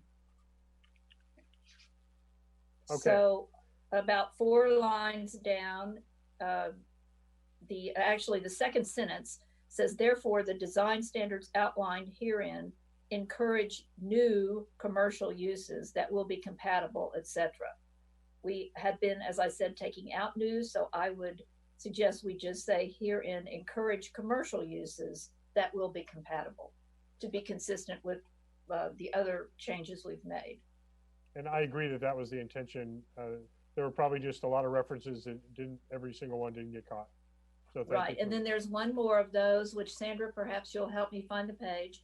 It's 18.40.040, which is in section 10, and it is combined commercial and residential buildings. Page 20. Thank you, Mayor. And it is in B, design standards. Currently reads, following design standards apply to new development. And I would suggest we just say apply to development again to be consistent. Yes, that was the intention of the standing committee. And then the other one is on the substantial community benefit we have been discussing, which is 17.48.040.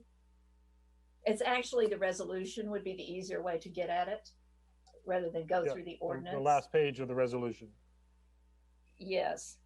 And it's in the introduction to that, which starts out, the following are examples of possible substantial community benefits. I think we've ended up with a slight typo in there. So I would suggest that I'm just going to read you what I suggest. The following are examples of possible substantial community benefits. One or more of these or equivalents as determined and required by the town council. Oops, I didn't do a very good job, but we need to work on, because it says as determined by the town council, may be required by the town council to possibly qualified, which I guess is okay. I was just trying to see if on this first reading we could clean it up a little bit. Because the committee, as I recall, the committee in adding some of this language in here is that we, the council, make the determination. We say what is required, and we put in possibly because it's our discretion. We may or may not find something satisfactory to allow the third story. So perhaps it's all right as is. I was just trying to see if we should clean it up a little. And I would agree that with your interpretation, but I see this language as doing all three of those things. I think while it's slightly awkward, it's written so that each of those things is identified, because this is not an exhaustive list. It's not an all-inclusive required list, nor does it guarantee that the benefit will be given, even if any of these is included. And other than that, I have no further comments. Okay, housekeeping items. That was, you were true to your commitment. Thank you. Councilmember Durham, I wanted to give you an opportunity in case after we've had the discussion, you wanted to add any further comments. If not, that's okay too. Thank you, I'm fine. Okay, thank you. I've shared some of my thoughts as we've gone through this, along with the Vice Mayor. I feel comfortable with everything that has been presented. I support the idea of adding the word diversity if that helps with some clarification of the true intention of the one item under substantial community benefit, item 4. If we were to have that read, and this is my cue for Gary, to see if inclusion of significant amount of underrepresented commercial retail space, and where would you suggest we add diversity if that's what we're trying to do here? Yeah, so I was working on a couple different words and moving around the sentence while you guys were all talking. I think you could rework it completely to say something like a significant contribution to or of diverse commercial retail space, rather than inclusion. I know that the other conditions there or possibilities talk about inclusion. It's a little awkward to say, I think it sounds a little awkward to say inclusion of significant diverse commercial retail space. We can do that, but it seems like diverse is compared to what? Are we talking about diverse on the site, within the parcel? Is it diverse it's a little bit ambiguous, and that might be okay because the council's going to decide later about what that means. And when you go through this process, and so if you all are okay with that ambiguity and dealing with it later, I think it's okay to include that. Underrepresented gives you a kind of benchmark, and I think that's why it was included, to say whenever that application comes in, you can survey and say, well, what is represented and what is underrepresented. So those are just my thoughts on the difference between the two. I think that significant contribution of diverse commercial retail in town, so that the actual application significantly contributes to diverse retail, might be one way to phrase it. I would support that language. I think that speaks to the intention. Councilmember Mueller? Yeah, no, I think so. I'm fine with that too. And I'm not suggesting putting this in, but it would be diverse relative to other businesses. But you're right. Other businesses in the building, other businesses across the street. Yeah, so yeah, I agree. I am fine with that language too. Thank you very much for doing that on the fly. Yeah. Yes, Vice Mayor? Could I please ask Mr. Bell to read it one more time, and then I might have a comment. Significant contribution to diverse commercial retail. I think, did you kept the underrepresented in there or not? Gary? I did. I think the consensus was to take it out. Did I miss that? Well, Vice Mayor, go ahead and make your comment.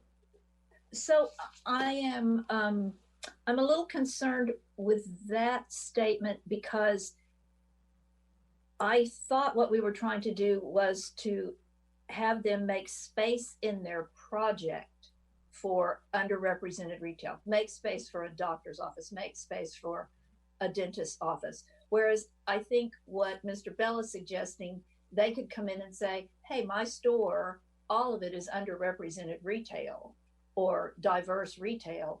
And then that doesn't give us the space element for it. That's not what I remember, or that's whether I remember it or not, that isn't the intention that I was pursuing. Hold on, Steve. If there is a business that has no space to do more than one thing, but they are bringing a diverse business experience and operation here, I think that would be a benefit. I don't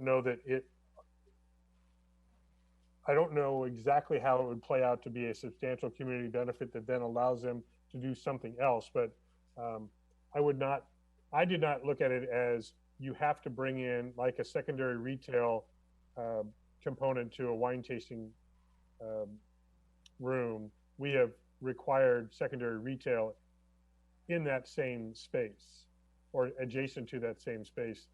My intention is to bring diversity of business, not necessarily diversity within business. Steve, and then we'll come back to the Vice Mayor. There we go. Here's a thought for you listening. Provision of significant amount of underrepresented commercial retail space, which increases the diversity of businesses within the community. I like it. Sure. Vice Mayor is nodding. You prefer that language? I do, thank you. Councilmember Mueller and then Councilmember Durham. I'm trying to think of the intent of both of those. So, are we really, to make it simple, are we really trying to get something different than whatever we have at any point of time somebody comes in? Or are we really trying to get underrepresented retail, which could not be good? I guess diversity could not be something positive either. So they're probably the same thing in that regard. We want something we want something different. Well, I support the effort to get I support the idea of getting the word diversity in there, even over underrepresented. I agree with that. That's what I think. It's clear. I think it's underrepresented just kind of just rings the old local serving bell again, and diverse really says we're looking for something different here. And if they say, well, you know, we're going to have a tattoo parlor, sorry, it's not that.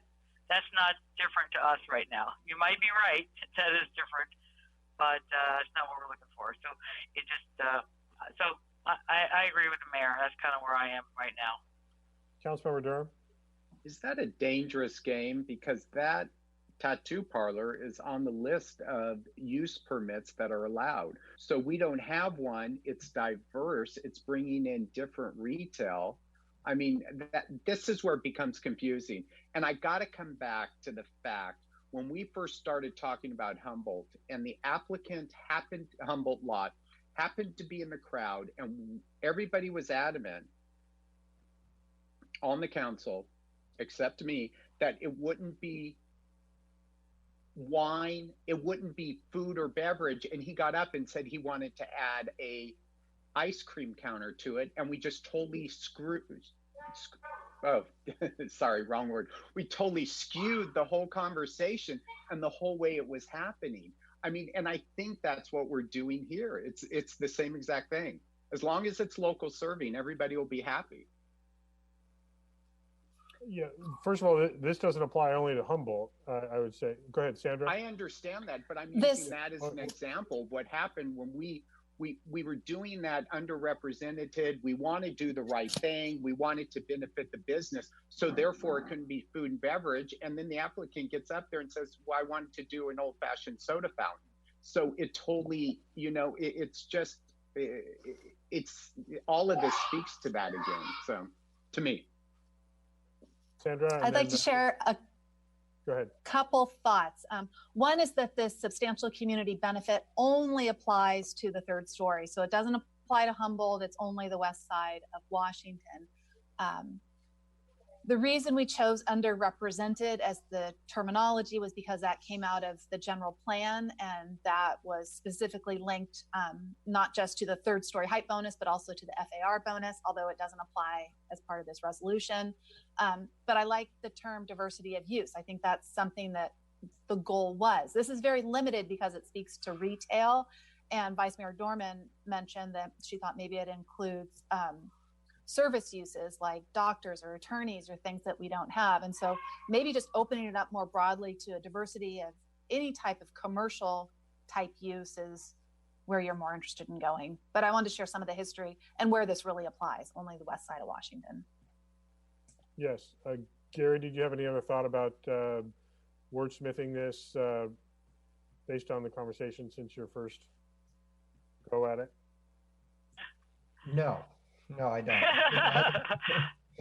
I think either one will work. I think, combining them two will mean that it still must be unrepresented before it contributes to diversity. And so that doesn't seem to match with the two comments that are going on. So if the goal is for diversity, then I think the language I proposed would meet that and still leave it open enough for the council to come to a conclusion once an application came in, if that addresses what the council is looking for. Yeah, so I think, Steve, did you have additional comment? Did I see your hand up? You're muted. Just real quick, provision of additional commercial Your audio is going. Steve, your audio froze up. Community. Your audio froze up. Please start again. Yeah. I was simply trying to say provision of additional commercial retail space that results in increased business diversity.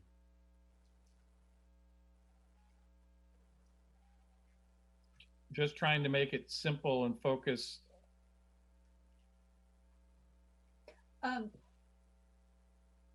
Vice Mayor? Thank you. Town Manager, I like that. We could probably take out additional and just say provision of retail space that results in business diversity. Would that do it? We lose the underrepresented part. I think we're really getting very wordsmithy, and we should probably land on something. I think the intention is more about diversity than underrepresentation from what I'm hearing collectively. So let's focus on diversity. Can we just say something about provides diversity of retail?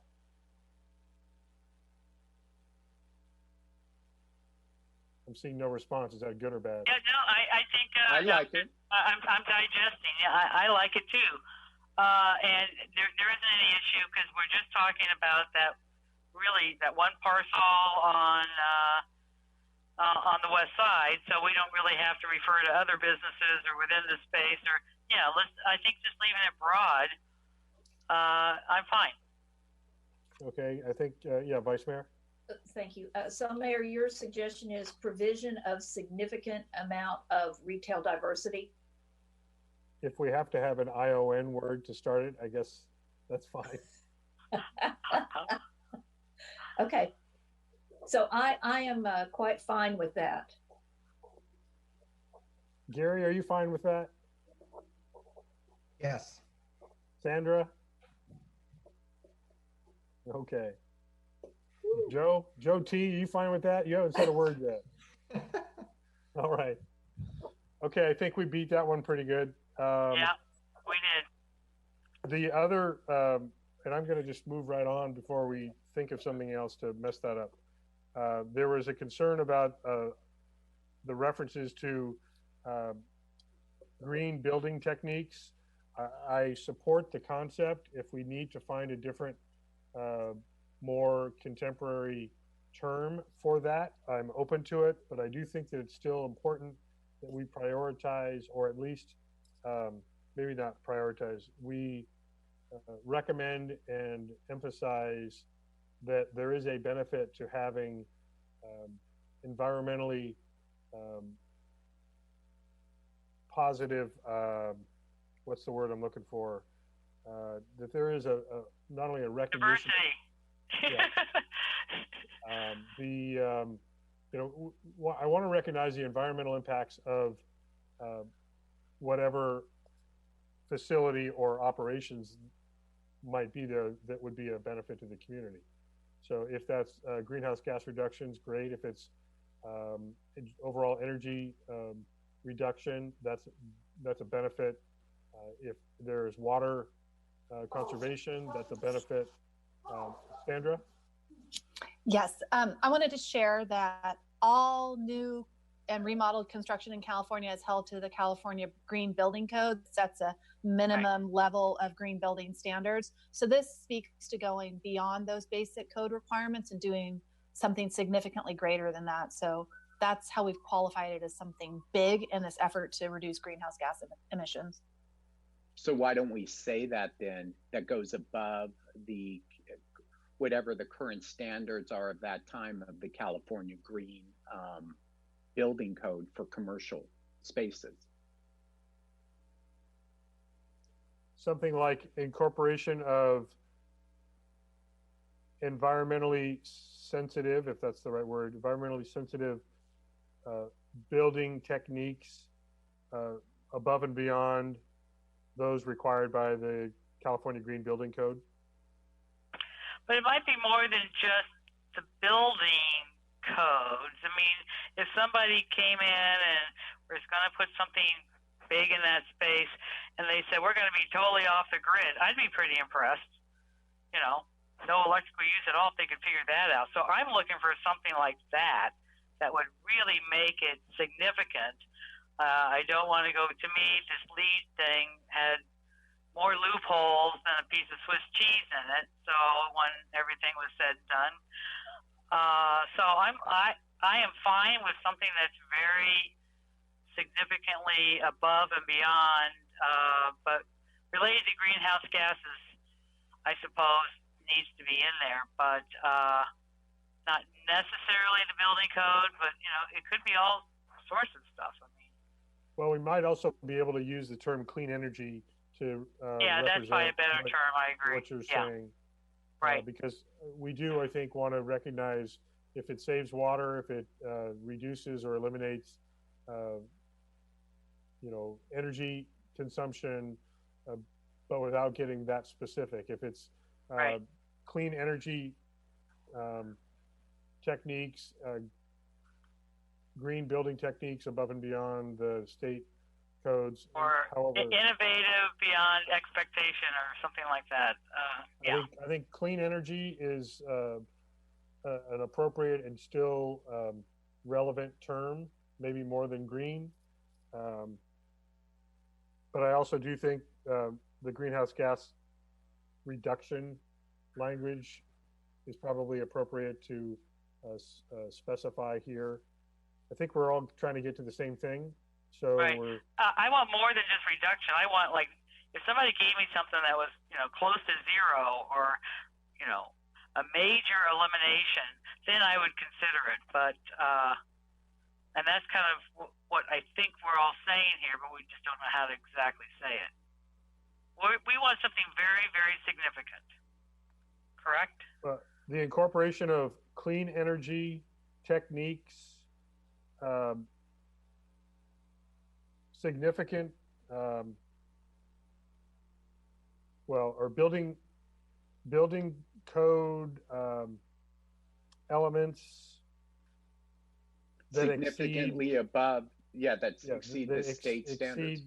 Exceed the state green building code standards, and that significantly, which is one of those waffle words I know you don't like, John, but significantly exceeds.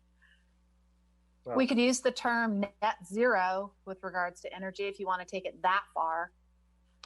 I don't think we could require net zero, but I think we could talk about achieving that, either reduction or elimination of greenhouse gas emissions. If net zero is something that, that's fine. It should be, to get this community benefit, it should be right. worthwhile. So if it should be net zero, then that's a good term. Yeah, if I could add to Mayor and Council, it seems that the overarching goal is to reduce greenhouse gas emissions. And so perhaps just removing the word green entirely rather than replacing it, it would just say building techniques beyond code requirements that reduce the greenhouse gas emissions. If you're trying to require something beyond building techniques, then it makes sense to include something else, though. And I do think we are. I think we're talking about clean energy. I think it's an accumulation of all of these things, that if it's clean energy and building techniques, as well as achieving net zero greenhouse gas approaching net zero. That's what I'd be looking for to get that credit, to give out that credit for that one item. Yeah, Vice Mayor, you had your hand up. Yes, thank you. So I think one thing to help us put in context maybe is we are going to probably be looking for close to zero or whatever, but this is built to give us discretion because this can be combined. Several of these can be combined to give the height bonus. So it may be that somebody comes in, I'm going to do X on environment, I'm going to do Y on retail diversity. So I was kind of thinking maybe something like incorporation of environmentally responsible techniques that significantly exceed current standards and reduce or eliminate greenhouse gases. To just leave it broad.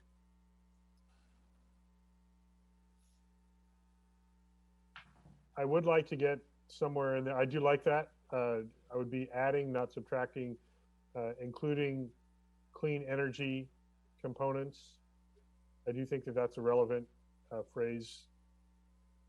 But if it just makes it awkward, then I can be convinced otherwise. Sandra? Yeah, but what I don't want them to do is just go and pick, the cleanest PG&E energy that they can pick. That's not enough. Well, but we have the discretion.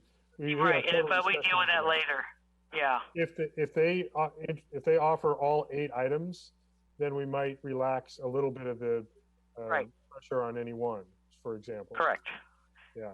I didn't really get that sense that, and I think that's an important part, is that, you can, contribute more than, it doesn't, what does it say, 2 or more? I'm not at that page now, Mike. No, at the very top, it leaves it, as we were talking about a little earlier, one or more of these or equivalent benefits may be required and it may qualify for the bonus. So there's no guarantee, there's no requirement of a specific number, and there's no guarantee you get the bonus, even if you comply with some of these. One or more, okay. Yeah. So, Vice Mayor, could you reread it and deftly add in clean energy into that sentence? All right. Incorporation of environmentally responsible building techniques and the use of clean energy or the use of clean energy that significantly exceed current standards and reduce or eliminate greenhouse gases. I like it. I think too wordy. Yes, it's, well, I would suggest maybe that if we all agree on that as a concept, we put. I can go with the concept. I think it just needs a few less words. Yeah, agreed. I support the intent and the context of that sentence. Can we say it one more time, Vice Mayor, for my record? How about, do you want me to say it here or do you want me to email it to you? Email it. Let's do it here. Okay. Incorporation of environmentally responsible building techniques. That results including the use of clean energy that significantly exceed current standards and reduce or eliminate greenhouse gases. And that, the way I just said it right there, means it would have to include clean energy. So we may not want to be that restrictive. So maybe it's building techniques and or the use John, you're in the dark. I know. Okay. I'm impressed with how quickly Jason can get out here now. I agree with the clean energy. It's just hard to stick it in on the fly. So let's do this. Gary, if I could task you again with just trying to clean that last sentence up. I think we're all in agreement that we want that element. I think we still had one or two other pieces of this discussion to hold, and I'd like to try to get moving through it. If you're okay with that, Gary? Sure. Okay. So according to my notes, there is still a concern about I want to turn on my light. The commercial ag use element in 17.48.050 about what does that really mean. I was using the example of possibly commercial gardening. It could be somebody grows flowers and sells them. I think those are examples of something that could fall into that category. And then I don't know if we have language that would satisfy the Councilmember Moeller's attempt to get toters off of the street.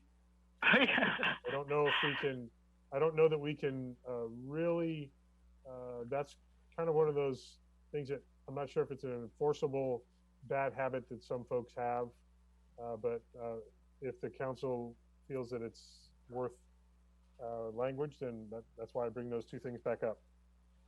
Councilmember Durham or Vice Mayor, did you want to comment on Councilmember Moeller's points there, Vice Mayor? Thank you. On the toters, I do feel that's more sort of an enforcement issue that maybe we could handle not here. And I also wonder, I mean, I think we have some businesses in town where they just have to bring them out to the street because a truck can't get back there because of how their parking is configured. So I think that's an issue also, maybe, that I think we should look at it. I agree with Councilmember Moeller that we should do something about it, but I'm not sure this is the exact place. Okay, Councilmember Durham. You're on. That was, thank you. That was my, I don't know if this is the place or not. So, but I think it needs to be a significant part of this discussion, because all you need to do is drive by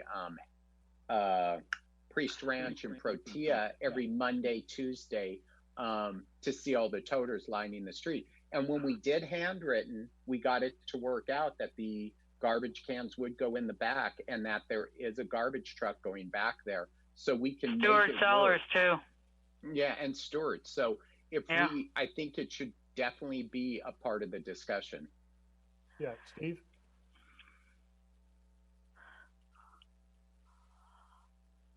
just want to clarify, the council has a better opportunity also on imposing that as a condition of approval of the commercial use. So we still have that tool, and that's what you've used in those newer situations where we have achieved that.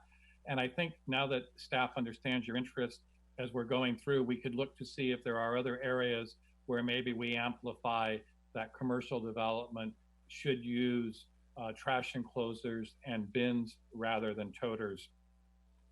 Well, I think the problem was, it feels like we've worked this issue at great length also over the years about trash enclosures, the noise factor, and the location, especially on any business on the east side of Washington Street that backs up against residential, that there was a concern that you put the large metal trash bins back there, and then dumping of glass or any other products could be a noise problem, where the smaller toters don't have that same kind of noise impact. I think the problem we're having isn't necessarily the toters, it's the putting the toters on the street. And so if the toters must be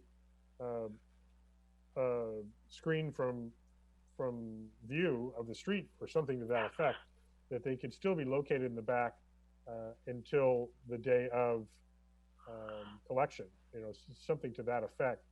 I'm just not sure that reworking an ordinance is going to solve that. Councilmember Mueller.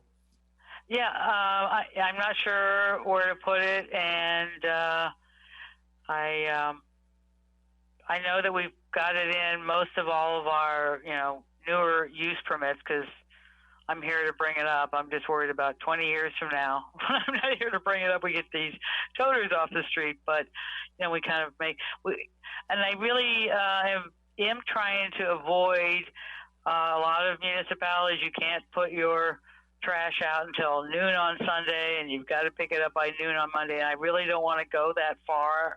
So what I'm trying to do is get it in the back, and maybe use something like some kind of bins that the trucks can get back there if they design it correctly. They just have to get a little creative. So, but I do want toters off the street, and I do think it affects parking. I think with a lot of the stuff that we're planning, parking is going to be as big of an issue, if not greater, in the future, unless we get driverless cars and life changes again. So, and maybe this isn't the place to put it. So, but it seems like we talk about all these other utilities. Why we just are typically silent on garbage. So I know that I tasked Gary with rewriting that one line, and maybe Sandra, you could answer this about the use permits that exist. If we've already approved business operations that are allowed to do what they're doing, I don't know that we can undo that and tell them now they can't do it. Right. And Sandra's saying no, and Gary's saying no. So suggestions on how we might achieve the ultimate goal? Is it really just about messaging and enforcement if they are violating, but if they are allowed to use toters, and they may be required in some cases to put them street side, is that just something that we're left dealing with now? Either Sandra or Gary? Well, I don't know that we need to come to a conclusion tonight on the fly on this. We still have another phase coming. We're looking more at these development standards as to utilities and trash. And so we can dig deeper, I think. And I think it might require that to come up with new rules. Of course, businesses that do it, if we come up with a rule, those businesses continue what they're doing. But if they come forward with changes, they'd be required to show how they might be able to conform to this rule. But this, as well as the ag processing thing, I think are both items that we could put down on our list to consider in the very next phase and really dig deeper based on what we've heard. Although I do think that the two items and the substantial community benefit that we've addressed are items that we can take care of tonight. Good, I agree. Gary, have you had success? Well, I have a proposal. I don't think I made it any shorter. So I will present it and see what you guys think, and then if I need to go back, I can try to cut some parts out. I have incorporation and use of clean energy technologies and environmentally responsible building techniques that significantly reduce greenhouse gas emissions beyond existing code requirements. Sounds You good to did me. ask the lawyer. And not to, I think that's great. I like it as is. Do we believe that water conservation is included in that language already? Does it get folded into? Steve's shaking his head. Steve, yes? You're muted. You're muted, Steve. It's one of several. I mean, what I would say is environmental sustainable practices. You've got water, wastewater, plant material, greenhouse gases. So it encompasses a wide variety of things that we would look at. Okay, so that's a yes, it's included. Okay. So I like very much that language, Gary. I think if there's a head nod from everyone that we're good on that. Yes, the council agrees that that's good language. And I also support Sandra's suggestion about holding those two other items so that there can be appropriate consideration by the standing committee and make sure we're not missing any either operations that currently exist or we're creating a problem worse than the solution. Wish I hadn't used that example. Anyway, so I believe we've covered everything that was of concern by the council. Are there any additional comments that the council wanted to make before I ask for action? And Sandra and Gary, are you, and Michelle, I should probably check also, you confident that you captured the modifications to the language? No, but I'll reach out to people to provide them. I'm not able to type in this view like I would in council chamber, so I'll reach out to people for the correct wording, and perhaps we can use the chat feature in the future to actually type those words in so that all participants can see them. So perhaps we can do that in the future. Okay, I know Gary's got his written, wrote it in real time, so yeah, that one will be helpful. And the references, you have the references that the vice mayor made about the text, just to clean up the references to, or maybe this is more Sandra than Michelle, the references to new development. That was some of the modifications.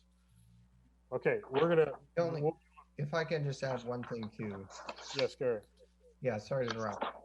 One more technical cleanup item. In some of these ordinances that are before you, at the end of the code section, it references ordinance ORD.231-92 sections. Those are references to the previous ordinances that amended and updated those code sections and are not part of what's being adopted this evening. So just to be clear about that, it's been included in what's in front of you, but only the text and not those references is what's being asked. Thank you for the clarification. I'll entertain a motion on all of these items collectively, if there is such a motion. So moved.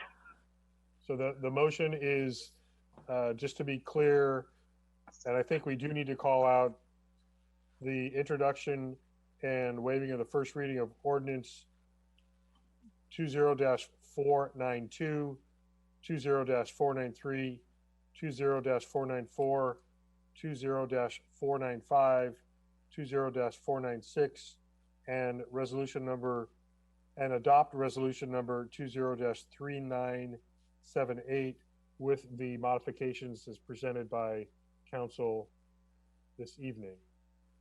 I'll take that as a friendly amendment. Or that's actually, okay. That is the motion by Councilmember Mueller. Yeah. Sandra and Gary, a head nod that sounds correct. Yes, okay. Vice Mayor? Second. Thank you. That's the second and motion by Councilmember Mueller, second by Vice Mayor Dorman. Michelle, roll call, please. Thank you. Councilmember Moeller, Yes. Vice Mayor Dorman, Yes. Councilmember Durham, Yes. Mayor Dunbar.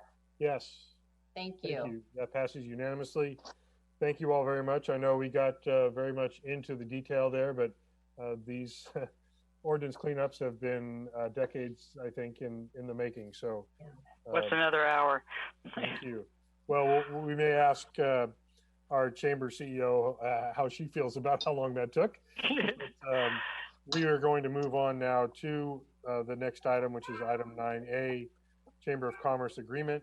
Consider adoption of resolution number 20-3980, approving a professional services agreement between the town of Yountville and the Yountville Chamber of Commerce for the provision of marketing and promotional services and operation of Visitor Information Center from July 1, 2020 through June 30, 2023. As I get, Thank you, Mayor, Council. there you go. Thank you, Steve. Go ahead. Tonight, the item before you is to renew with a 3-year extension of our long-standing agreement. The current practice has been for us to put a 3-year cycle together. And this year, the Chamber is proposing no cost increase in the first year, and then CPI escalation of a maximum up to 3%. And I think it's important to footnote one, just for those that may be watching, is that the town staff, we don't have people on staff with the professional expertise, background, and focus on tourism and destination marketing. So we have contracted for a number of years with the Chamber, and we have an agreement that outlines elements, marketing plan, social media, organization of community events, promotion, coordinating with the business community, and a liaison between the town and the business community. And they also coordinate the very popular town lighting. I want to remind everybody that about 40,000 of the contract amount actually goes for the Chamber to manage the historical lighting of the town. So with that, I think what you have is increased recognition. I will say that, as all of you know, we've had a very positive upswing in our tourism marketing and promotion, and all of that has changed in the last 8 weeks. I think it's important to note that with 75% of our general fund revenue derived from tourism, it's really important that we collectively work to welcome back, and that's going to make this effort, I think, really important or more challenging in this year, in addition to also working with our partners with the tour. Sorry, this is the downside to watching the screen. You see cute little kids on there, but also our partners with the Yountville Tourism Improvement District to work on marketing campaigns and strategies to help us welcome and restart the economy. So with that, it's really a pretty straightforward. It's a continuation of the elements that we've talked about. You will note that there's a focus and recognition of developing a plan for COVID-19, and the Chamber, as I mentioned, has agreed not to have a cost increase this year, recognizing the challenge. As you can see, Whitney is here joining us, and if you have any questions, both of us are available to answer any questions that you might have. And Whitney, I'll just start off with welcoming you and thanking you for your patience after that very lengthy prior conversation. But if you'd like to go ahead and present to the council, welcome. Yeah, absolutely. Thank you so much for having me this evening. We're getting close to happy hour time, so I'm looking forward to that. First of all, I'd like to thank you all for your partnership and support over the years. This contract has been in existence since 1993 with the town of Yountville and the Chamber of Commerce, and I believe much of the success that we experience as a community is through the leadership synergy that we have between the town of Yountville and the Yountville Chamber of Commerce, our business community, and of course our residents. So I think during this time, it's imperative that we're continuing to market our destination to ensure that we can welcome our guests back to our beautiful town. So I'm going to talk a little bit about some marketing efforts that we have already started with our business community in reference to COVID-19 pandemic. I'm not going to go into great detail. Once we kind of have all of the details lined up, I'd love to come back and have an opportunity maybe when it's not so late to go through those. But Steve mentioned as part of our contract, that was something that we included new for this year. And I just want to touch on those three things for you that we've been putting together. I'm calling it the 3 pillars of messaging for COVID-19 pandemic as we kind of move through this situation that's ever evolving. So the first comes down to the Yountville Chamber of Marketing Destination Program. So as you know, we market the destination to people within California and outside of California, based on the leadership of Visit California and Visit Napa Valley, as well as US Travel. We're going to be pulling that back quite significantly to only market to visitors that are within driving distance. Visit California is also doing this statewide. They're going to pull back their marketing efforts to within California only and encourage those within California to visit rural destinations, which lucky for us, we fall into that category. We'll be doing the same, focusing primarily on the Bay Area, Sacramento, Silicon Valley areas where the majority of the population for Northern California is, in anticipation that they're really going to want to get into their car and get out of the house, which I know I would love to do that. So what kind of builds on this is a 3-phase message approach. So that kind of starts with what you see now, which is just a moment of zen as we're promoting, and then secondly, welcoming people back by visiting us and slowly promoting that, and then moving into a full-scale destination marketing program with paid advertising. The second piece, and we've been leading our businesses very closely on this front, is welcoming our visitors back with a coordinated message within our business community. We want to all be speaking with the same voice, so that voice is echoing far beyond just the Chamber of Commerce, but in fact is utilizing our entire business community to get our message across. And we're using a 5-pronged message approach with this. The 5 phrases, and I'm not going to go into detail, but they are: welcome back, take a drive or take a road trip, enjoy our private luxury experiences or our private experiences that we offer in terms of our tasting rooms and dining options, as well as our hotels, and then enjoy the great outdoors that you have in rural Napa Valley and a beautiful walkable Yountville.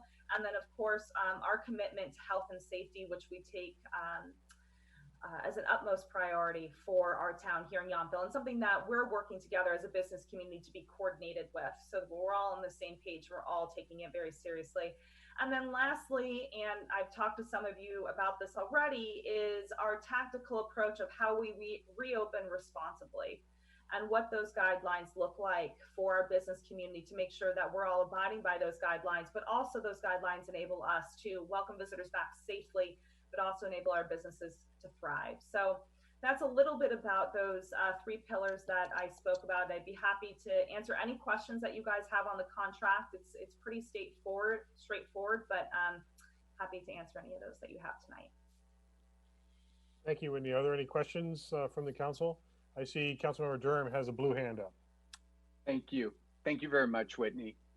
And my question is, can you tell me what Yountville looks like in the next 90 days to 6 months, and then 8 months to a year from now? And given that we all understand things are going to change, but give me your perspective from those time frames right now, if you could. Yeah, great question. So this is not me making this up, but based on what I've learned from US Travel and Visit California, is that we'll be expecting around a 10% hotel occupancy through September. Our hotels are being told to forecast for that. I know that they're doing that right now. In terms of groups, we still have majority of groups keeping their bookings for July and August, which is excellent news. I know that the estate Yountville only lost 2 groups for June, but the rest have stayed booked. And when I say they lose groups, it's not like they've 100% canceled. It's just that they've rescheduled for further out in the year. So those that may be canceled with Bartisono in March have rescheduled for September.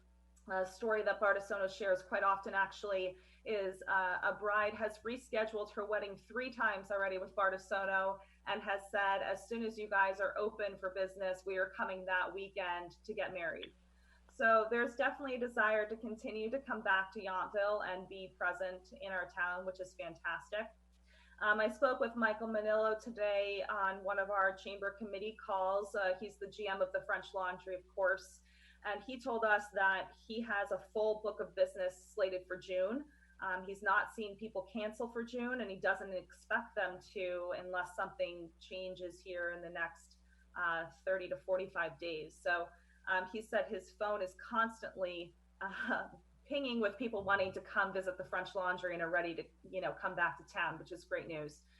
So that I think kind of gets us into the fall. And I think for most of us, we're expecting things to pick up significantly in September, October. Now, what I've learned is that an episode like this, say you're down 2 months, it takes about twice as long to recuperate. So if you're thinking about what that might look for us in town, if we are out March, April, May, and coming back the beginning of June, you need to think about probably a 4 to 6 month bounce back. What we have going for us and what we've had going for us in the past is that we're a luxury destination. And those that have the disposable income to visit luxury destinations are not nearly as affected by this as some of us are.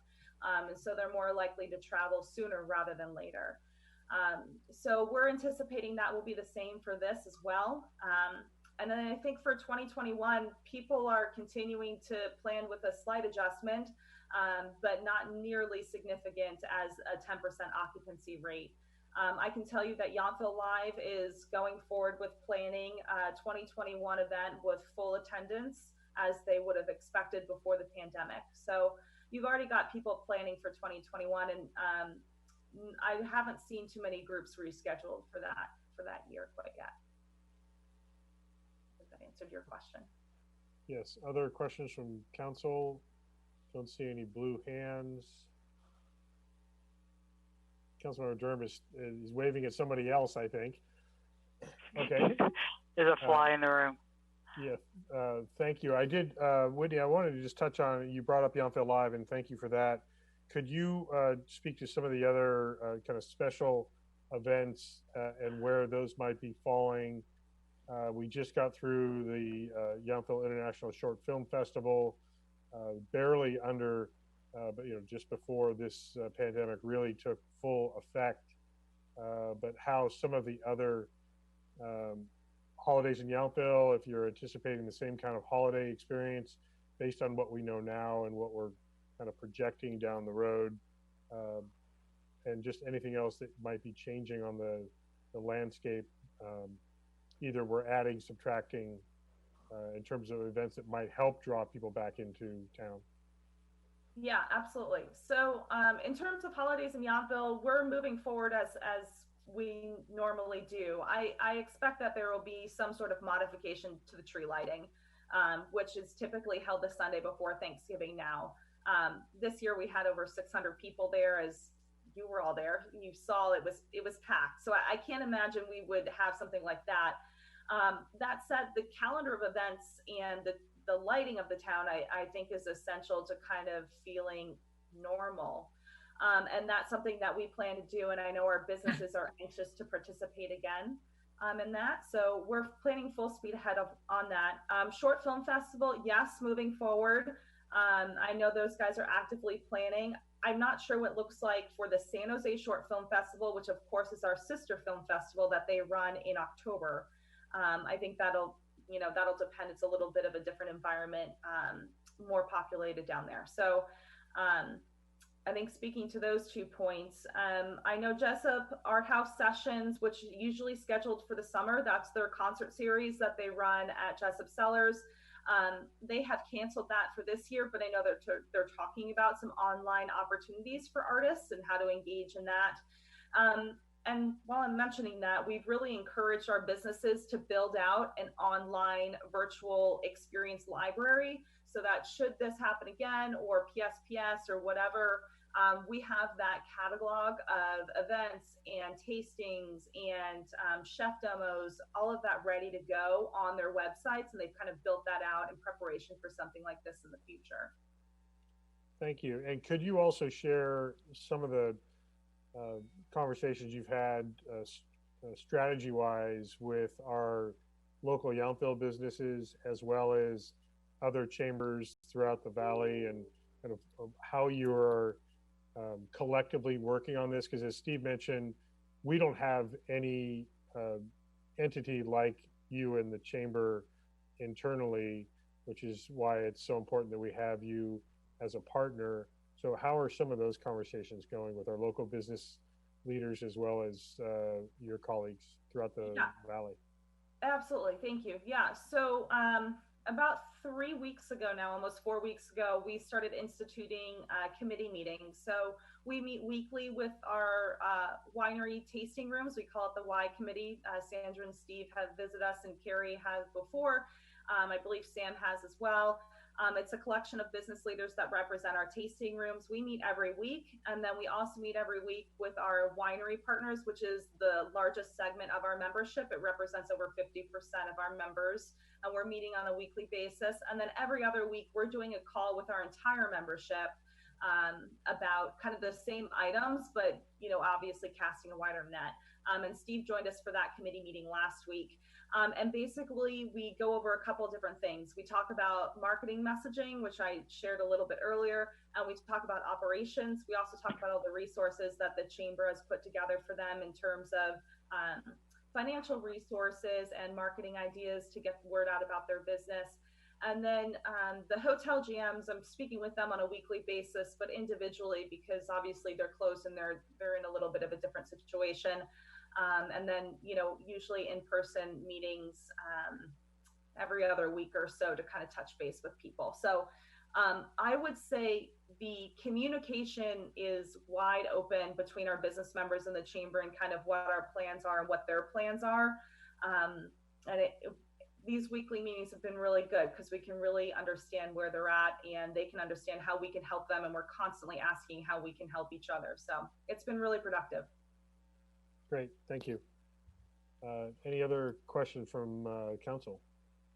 If not, let's see, I should double check with Michelle. Any public input on this item? We received one email from Billy Hewitt. Sorry, you were Billy Hewitt, I believe, is who you said sent in an email. That's correct. Great, a little audio trouble there. Okay, thank you. So action to be had on this item. Is there a member of the council? Vice Mayor? You're still muted, Vice Mayor. Thank you. I'll deal with it. Oh, you're back to being muted. Now you're back. Yeah. Hold it. Yeah. You're good. I'm back. I'm good. Okay. Yes. One thing, and thank you, Ms. Diver McAvoy, for the presentation. In the resolution, I'm in favor of the contract. In the resolution on item F,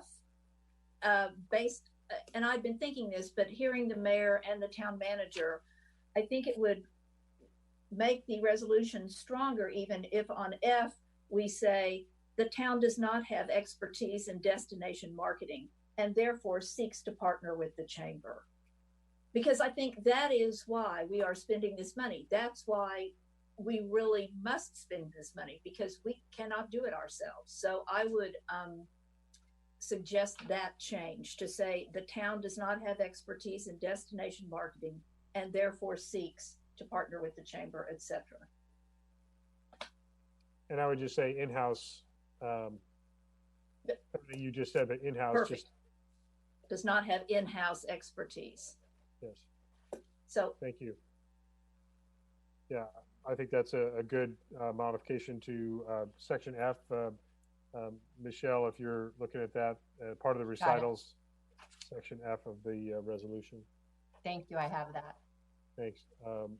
So with that, if there isn't any further discussion, is there action on this item? Can I ask a question? Yes, Councilmember Durham. So according to this contract, we will meet in a year and we will decide if we're giving them a 3% increase based on $289,500.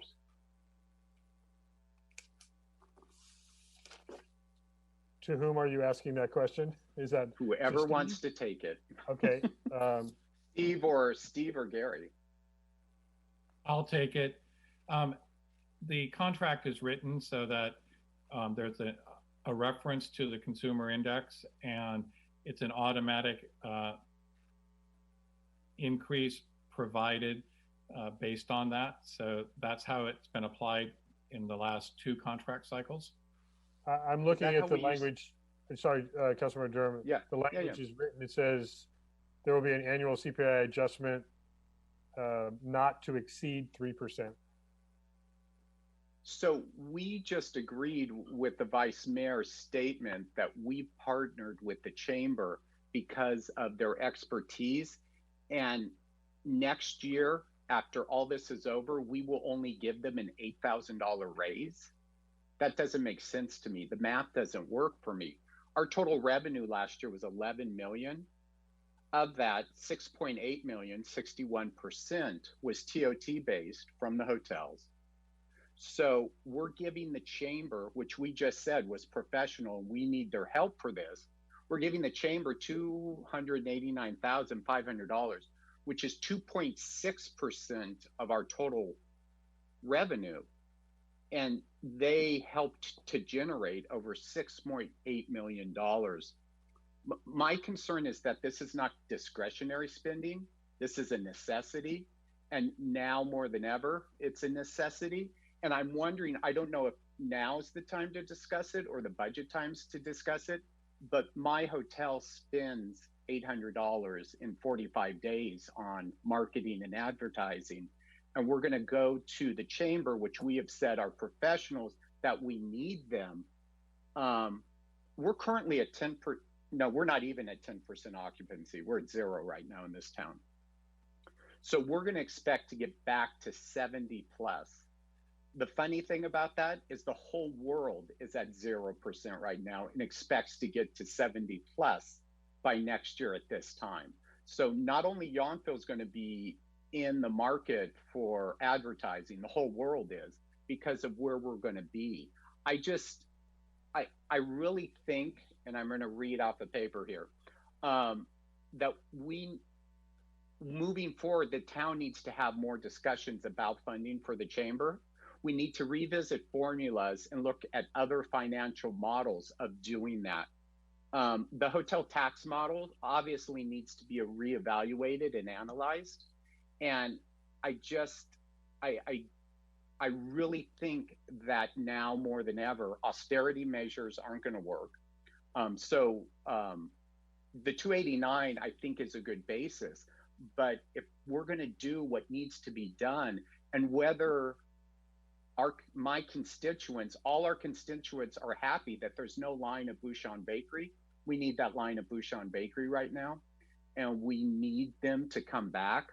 So I want to make sure that this discussion moving forward, I don't know whether it's now or in the budget time, that we seriously look at something more than an $8,000 raise to do what needs to be done in Yountville over the next 12 months. So that's my concern. Thank you. And just to, for the record, 298 instead of 289, just to be clear, 298,537 is the proposed on the year one. I certainly think that there's the ability to either modify this contract tonight or consider it through our budget workshops as we're reevaluating because we are in very unique circumstances for sure. And the value of the chamber is only going to increase given these times. And we've seen the value of it in very positive and relatively mild economic conditions, positive economic conditions. We're far from that right now. So, Steve, I'm thinking you have something to add. I do. I also want to point out and remind the council that we also work with the local tourism improvement district, and the tourism improvement district in the last several years, we have brought more money into the table, into the partnership to work with the chamber. So there's additional resources, Councilmember Durham, that come in from our local share of the TID. And at this point in time, with the exception of grants that are given to some nonprofits, the chamber is given funding with specific tasks and also manages some contracts. So there's additional revenue in addition to what the town has provided. But I would also, there is Steve, nothing that stops Steve, us your audio from went away revisiting. Sorry, your audio went away after the there's, I think it was $50,000 you were referencing from the TID that was added on to an initial grant to the chamber, if I'm not mistaken. Well, there's more than 50,000. What I was trying to say is that the chamber, through our relationship with the TID, has a significant funding source that's been brought to that structure. We have a 50,000 allocation right now that we're working on for the immediate, and there's also been longer term. I just want to share with the whole council that we're looking at another 200 plus or minus that is coming into tourism marketing. The other point I was going to say is there certainly isn't anything that says we can't revisit this next year, and if there's or something that we want to look at and amend the contract and bring it back at that point in time as well. I also want to recognize that there was a recognition, point out the recognition by the chamber about the town's fiscal condition and the fact that there is an understanding of the baseline that we're talking about for this next year being very reasonable, which is appreciated. And so I think that all of these factors will accumulate to where we can really revisit and reevaluate the true value of coming out of this pandemic recession at best, to see really reassess and measure what an asset the chamber is to the town. And I agree with that. And we need to be, the TID is there. That Visit Napa Valley has already had layoffs. There's no way, I'm making an assumption here, there's no way they're going to be able to sustain what they were 4 months ago, what they are 4 months in the future. So they're going to be operating leaner as well. And also, obviously, Visit Napa Valley is Visit Napa Valley, not Visit Yountville. And that's why I think the chamber is so imperative and so important in this respect, is that they're making sure that they're not going to the new Four Seasons in Calistoga. They're making sure they're coming to Bartisono, the Estates, or any of the other hotels are here, which directly benefits, you want to talk about a business that directly benefits our community, So I appreciate what you said, and I appreciate what Steve said. I just want to make sure then that I'm fine with the 298 and change. For this, I just would like to see us either revisit it during the budget process or before these 12 months are up. I think it's safe to say we're revisiting everything in our budget in the next several months. Councilmember Mueller? Hold on, can't hear you right now. Let's try again. Okay, can you hear me now? Okay, yes. So I just want to add to this. I know it seems to many people, probably our residents, that this is counterintuitive, but I totally agree with Councilmember Durham. This is the time we need to be adding money. I don't really think, what I'd like to suggest, and maybe we can do this during the budget season, Whitney, this coming up in May, it's just around the corner for us, is identifying, perhaps with your help, some special projects that we might want to do, that we might want to fund in addition to what this contract has right now, that would really help us really launch when we're ready to launch. That's over and above, so that we're out in front of a lot of other destinations. So really making a push for this unique situation. I am willing to spend some money for that because, as I said, I know it's counterintuitive, but this is where we need to spend the money as we're trying to make cuts in other places. So I would support that, and maybe some special projects and some additional funding, maybe even in 2020. So I'm open. So we have the ability to modify the elements of this contract. I mean, if that's the case. Steve, did you want to?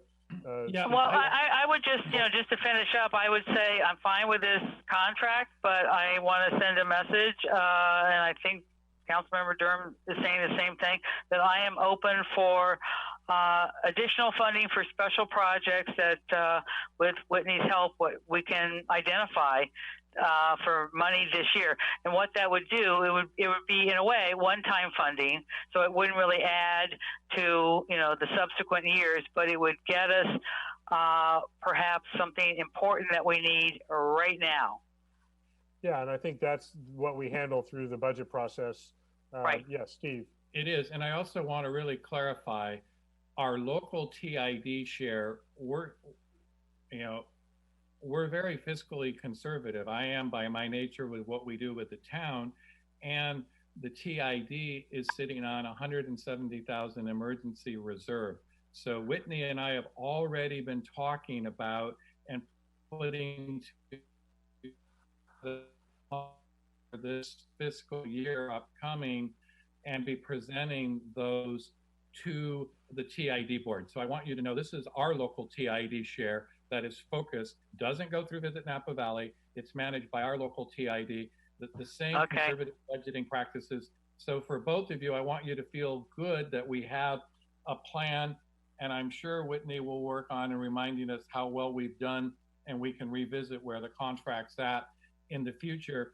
But if you may remember, 6 years ago, we broke the contract down into deliverables and components. So right now we have a funding source that can help us do that without using the general fund, which I think is equally important for the upcoming fiscal year. And I'll just remind you, and I think after we take care of this item, we'll just take a very brief comfort break.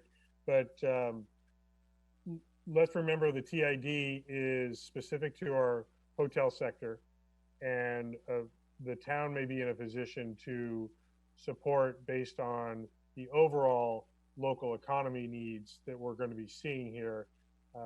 And so we may not want to be putting the entire burden of the additional financial support that the town may want to offer the chamber on the hotel sector that's going to be significantly impacted as well. So it might be more appropriate that we work it through our budget, where we still do have, thankfully, very thoughtful and hard-earned reserves for emergency times like this. So we do have some resources at our disposal.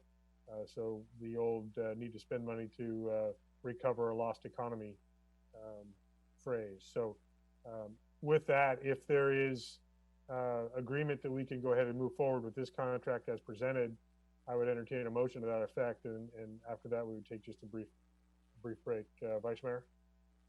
I move adoption of resolution number 20-3980, approving a professional services agreement between the town of Yountville and the Yountville Chamber of Commerce for the provision of marketing and promotional services and operation of visitor information center from July 1, 2020 through June 30, 2023, with the change discussed to item F in the recitals. I second. Thank you. So a motion by Vice Mayor, second by Councilmember Durham. Roll call vote, please, Michelle. Do we Vice need Mayor to talk about Dorman? public comment? We did, Councilmember Moeller. Okay. Yes, thank you. We did announce that. We had one Billy from Billy Hewitt's, Hewitt. we recognize that comment that had been received prior to the meeting already. Okay. So make sure we got this right. Yes, so Thank you. roll call, please. Vice Mayor Dorman, Yes. Councilmember Durham, Yes. Councilmember Moeller, Yes. Mayor Dunbar. Yes. So Thank that you. passes unanimously. Thank you, Whitney. I know this is going to be a very challenging year, but we look forward to partnering and coming up with some great strategies. So thank you, and please share all of our appreciation to your team for all the efforts you're going to continue to do. Excellent. Thank you very much, everybody, and looking forward to putting those plans together and continuing to have discussions. And we're all in this together, so thank you for the support. Thank Bye, you. Whitney. And Bye, guys. Michelle and Samantha, I'm not sure how we're going to pull off a 5-minute comfort break, but let's do that right now. And then we'll also have the opportunity to get our undersheriff dialed into the call. So let's see, it is 8:47. If we could please try to be back, since we have as many restrooms as necessary, one per, maybe multiple per person. So if we could truly be back here within 5 minutes, try to make it by 8:52. Hi, John. Yeah.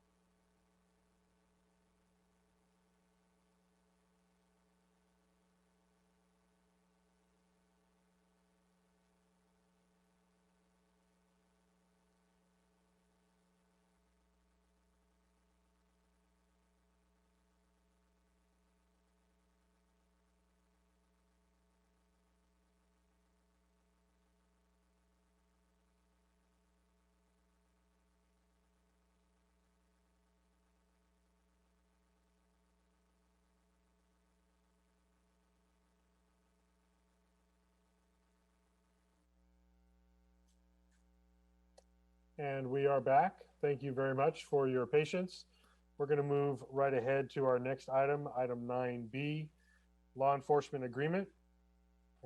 Consider adoption of resolution number 20-3979, approving amendment number 4 to Napa County Agreement 170880B for provision of law enforcement services between the County of Napa and the town of Yountville. And I believe we're going to start with Steve Rogers. Thank you, Mayor Council. The town of Yountville has historically contracted with the Napa County Sheriff's Department for law enforcement services since its incorporation in 1965. Currently, this June represents the end of our current 3-year contract that we entered into in July of 2017. In 2007, we restructured the contract to be a turnkey contract for services, an all-inclusive. So includes 4 dedicated deputies. So the deputies are assigned exclusively to Yountville as part of our focus. And then we also have the value of the Up Valley Patrol Bureau for infill, the detective, SWAT team, additional services, and dispatch. But we have four deputies working their 40-hour shifts distributed over the 7-day work week. And we've had really, I think, real positive success with this relationship. And it's also a very cost-effective relationship for the town, as opposed to us trying to staff and operate our own department. At this point in time, we are looking at, instead of a 3-year contract, under Sheriff Crawford and I, in recognizing that we do have an increase in the first year, are looking at a 4-year contract. So we currently are at $1,026,000 28,000 and change. And in July 1, the cost will go up by 138,817 to 1,167,000. So this is approximately a 13.5% increase, which will be followed by significantly less cost increases of 2.35% in fiscal year 21-22 and 3.14% each in fiscal year 22-23 and then again 23-24. So amortized over a 4-year life of the agreement, the contract cost increases by 22%, which represents an average annual increase of 5.5% per year. Aspect of this particular contract increase is the cost of the sheriff's contract that were ratified and implemented, as well as a few detailed accounting structures that the county has put in place where the contract we currently have did not fully recover those costs in regards to the county. Otherwise, we're maintaining our normal service delivery expectation, no change in service level. Under Sheriff Crawford is here to expand or answer any questions that you might have.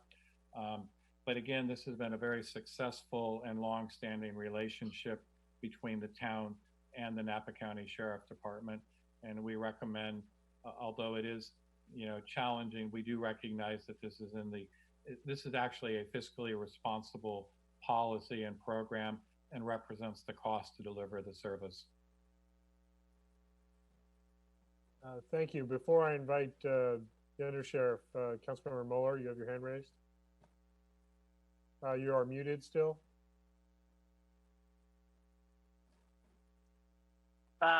Somebody has to unmute me. Okay, now, I've been on. Gotcha. Now you've been unmuted. So I have a question about how you said that this is over 4 years and it represents an annual increase of 5.5% per year. I haven't heard anything that tells me why I need, in this, especially when we're going to having our budget meeting soon, have to spend all this increase. What is it? The 13.5% this year, and why it can't be smoothed out over 4 years. Steve? The short answer is that there's some fixed cost recovery. Then, Steve, if you could just please start again because we couldn't hear you.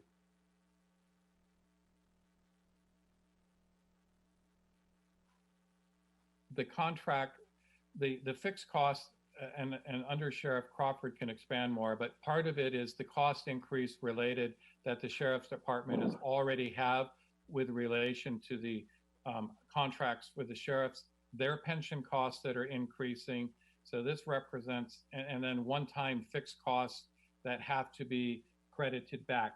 As we talk about workers' comp, liability, uniform allowance, and post-employee benefits that were never part of the prior contracts, which the county is now asking that we cost recover.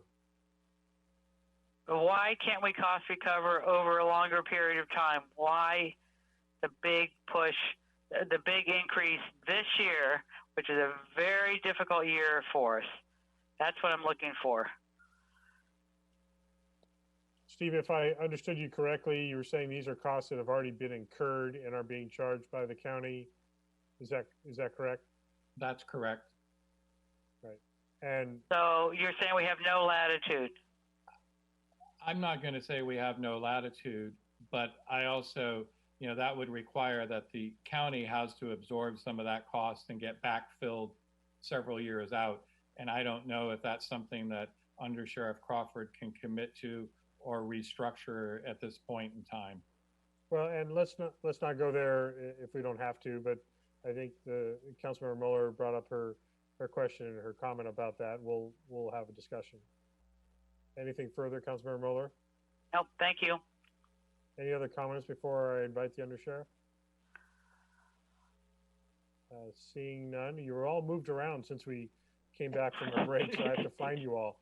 Okay, Under Sheriff, please, welcome. Thank you for your patience tonight. I don't think any of us anticipated getting to you now at 9 o'clock, so I appreciate it. I'm glad you don't have a commute home after this since you're already home. Absolutely. Thank you for having me tonight. And I would like to just reiterate what our manager, Steve, has indicated, that this is a great relationship as far as we're concerned. We really enjoy the town of Yountville. We enjoy working with you. And I personally, having been in Yountville for a short period of time, of course, enjoyed working with you all. That being said, to partially answer the question as far as smoothing it out, if you look at the overall numbers that we were talking about, and then sort of average it, this 5% averaged over 4 years, adding that additional year is somewhat of a, I don't want to say it's a huge risk, but it's a little bit of a risk for us in the county, and that extending that to that 4th year, who knows what the economy is going to be doing, who knows what the Deputy Sheriff's Association might be able to negotiate. Their contract's going to expire in about 2 years, if I'm remembering correctly. So we felt that adding that 4th year spreads it out a little bit longer, smooths that out a little bit, and we appreciated that. Of course, that's not saying that if it came down to it, we certainly could discuss it further. I can't commit to anything at this point, obviously, but that's kind of the thought process. Great, thank you. Did you want to present anything else about the contract, or just hear any comments or questions we might have? I'm just here, honestly, to answer any comments or questions. Again, we very much appreciate the contract and the ability and the opportunity to work with the citizens of Yountville and with you all. Thank you.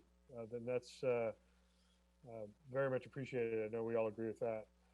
One thing I would say in response to Councilmember Muller's thought, one, I know that Napa County is going to be in same kind of challenging financial circumstances as we are, and so that makes sense that we're trying to share it all. I do appreciate the commitment to a 4th year, and frankly, I think we're better off having this front-loaded because we do have resources now, and a year, 2 years, based on how the economy recovers, we may not have it in 2, 3, 4 years as much as we do now, and the service need is never going away. So I think we have had some very reasonable contract terms over these several years, many years, decades, frankly, where other jurisdictions have 80% of their budgets going to police and fire. And we have had very reasonable and I think very fair negotiations and considerations both ways. And so I would respect the need that the county has to cost recover in this circumstance. I think it's a truing up that we will not see every year. We certainly see it every year from our water distribution system, and that's a frustration. That's a whole different conversation. So I appreciate getting the 4th year commitment as the negotiated kind of position that the county is giving the town, while the town is adding that front loading to be able to true up the costs of the county as they already saw them. Other thoughts from council members? No, Councilmember Durham, Vice Mayor, where are you? I don't see you. There you are. You good? Yes, I agree with the contract as presented. I think we have the money now. They've incurred the expenses. As you said, everyone's hurting. I agree with the contract as presented. Okay, thank you. Any additional discussion? Michelle, did we get any public comment on this item? No public comment. Thank you. With no additional council discussion, is there a motion to adopt the resolution as presented?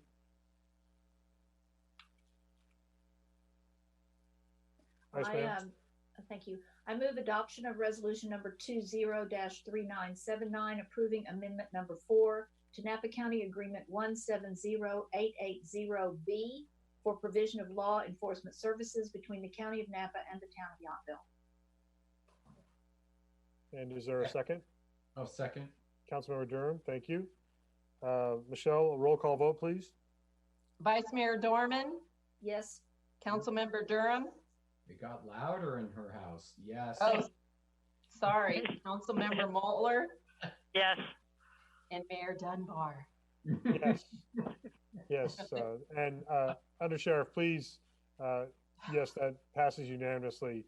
Please share with the sheriff and all of your colleagues the appreciation that we have for the great service you give our residents and our business community here in Yountville. And we look forward to having you here in the council chambers next time we get to see you, or on the street.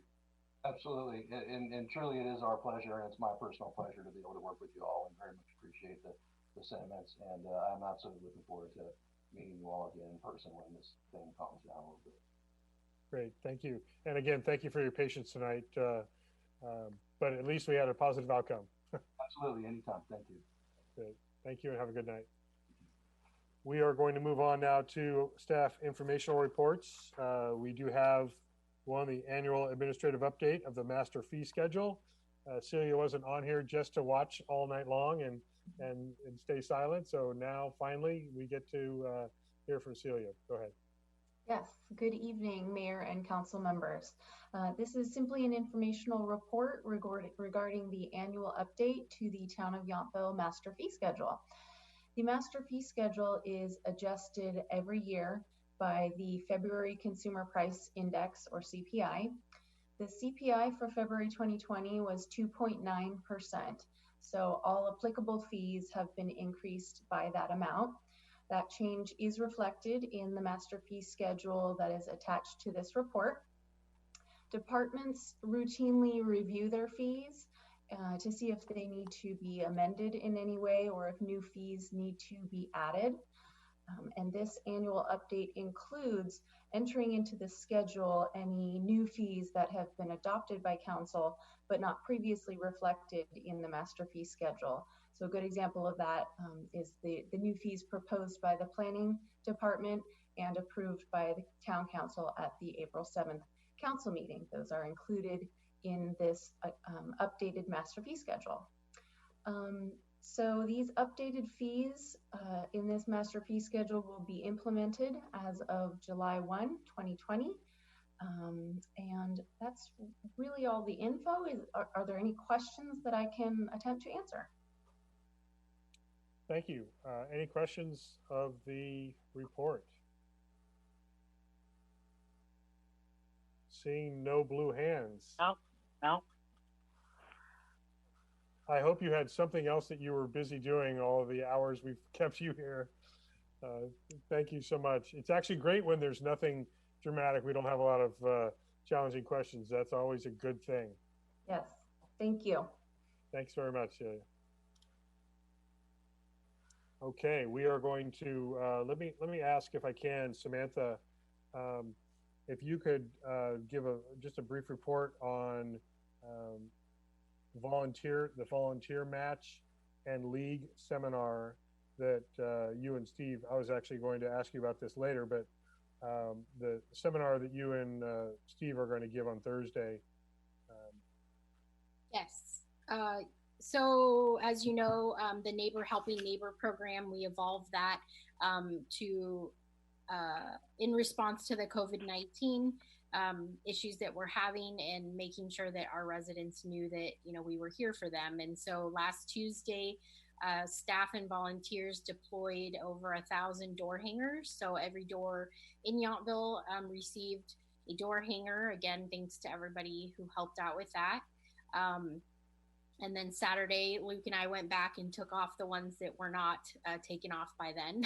So we had a handful of those.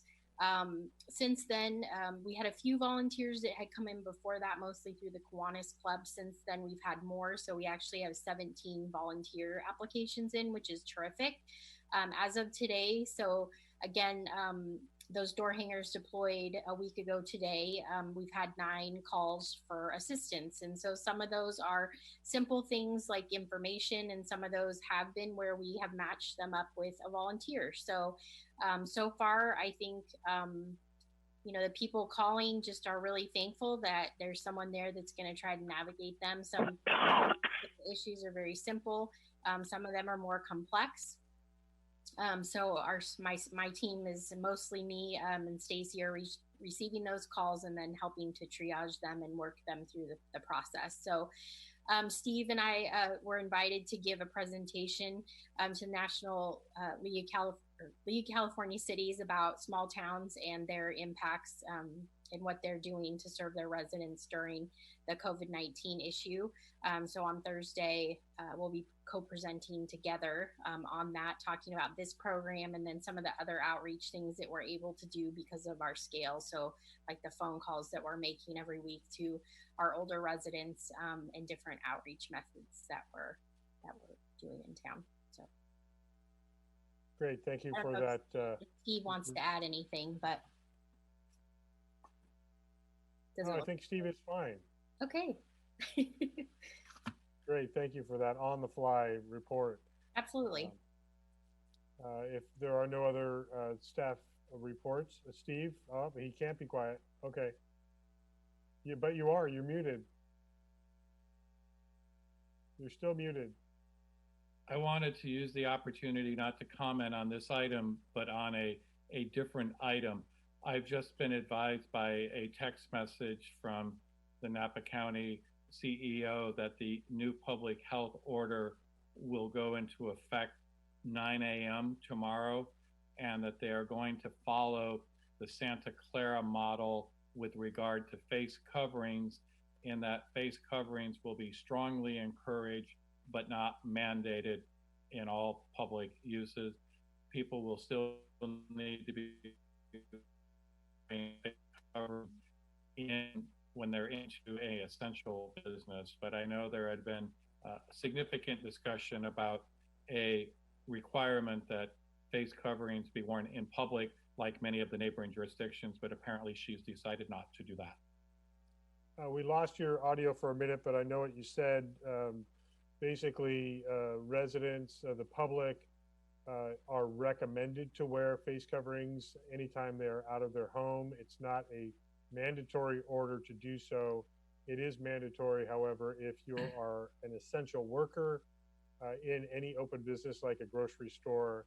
You are required, though, as a member of the public, if you go into one of those businesses, to then have a face covering, which makes sense. And that still applies.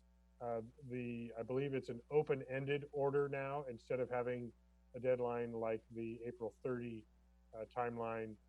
Also, we are still under the state stay-home orders and all of the specific executive orders that are within that. We have the concern about, as the weather gets beautiful this week, warmer weather, we've already seen a lot of folks, especially from out of town, coming into Yountville. So we are concerned and paying close attention, including with our law enforcement, to remind folks as they're outside, they need to stay with their physical distancing, not to be gathering in places, including the parks. They are still available for recreational exercise, and as long as you're socially distancing and physically distancing, you're welcome to enjoy, but you are not to be using any of the closed equipment or volleyball courts, bocce courts, or congregating in groups outside of your immediate residential family units. So please comply with all of those orders and recommendations, or else they will probably need to get more severe, and enforcement will need to step up. So wanted to add that to Steve's report. Thank you, Steve, for that update. As you said, it will be going in effect tomorrow morning. Also, I'll just take advantage of that topic to add that tomorrow at noon, Governor Newsom will be having his almost daily press conference, where he will be sharing some details of the state's reopening strategy as it's being considered by a state task force that he has assembled. We will be looking for some details, probably not as many as we would like, but please stay tuned to hearing about that either live on Facebook or through our local media outlets, including the Yountville Sun. That is one of the updates I was going to give about the status of our stay home orders and our emergency declarations. Council meetings, I attended remotely the Napa County Flood Control and Water Conservation District meeting. Nothing of significance to report. Vice Mayor Dorman, is there any report out from the Napa Valley Transportation Authority? Yes, thank you. We also did a Zoom meeting, budget issues as everyone is having. That's to be expected. The big news, I think, is the State Route 29 corridor plan has been released for public comment and review. It covers State Route 29 between Imola and 37. It includes everything from really significant intersection improvements proposed. One would be Soskel Junction, one would be Carderos, which is Highway 29 and Highway 12. Looking at parallel routes to take pressure off 29 on Devlin and Newell. There is a dedicated website, SR29corridorplan.com. And there is also a public workshop via Zoom this Thursday, the 23rd of April at 6:30 p.m. If you go to the website, SR29corridorplan.com, you can link to it there. And also just one sort of good citizen note is NVTA is also, they are delivering food. They are taking some of our homeless population to shelters. So they are performing services as first and emergency responders during this time. Thank you. And I have Yeah, I was going to ask also, Councilmember Muller, if you could, since we are getting just about to get into our May, which is typically yard sale and trash pickup, if you could reference that in addition to any other report you have. Well, I'll start. We had a Upper Valley Waste Management meeting yesterday. And first, I'd like to acknowledge officially that the county is no longer representing the JPA board, but we have hired Mr. Gary Bell now to represent us on our JPA. So we welcomed him to his first meeting yesterday. The most significant thing I wanted to talk about is that a lot of businesses, because they're closing throughout our jurisdiction, have canceled their service. I would say, according to the company, greater than 60% of their income is from businesses. And right now they are seeing losses in the range of about $135,000 a month. And starting 2 months ago, if they continue for 4 more months, they could be in a deficit of $800,000 to almost $1 million. So it's a very significant effect on our trash company. I also heard that some of Yountville businesses have discontinued their service. So Steve, maybe you and I can work later. I can get a list because we have mandatory service. And we need to take a look at that to see what that means. If we have mandatory service, I don't see how you can, they can cancel their service. So, but let's work together on that and figure that out. So those are kind of the highlights. Trash pickup, I've had a question about that, and the yard sale that we typically have. Yeah, we have canceled. We canceled Shredded Day last Friday. We're also canceling the. I expect. Well, I told Christy that yesterday. I don't know if Steve got a hold of her, but also I said our trash pickup day will be canceled after our yard sale. Is that correct, Steve? We're hoping to postpone.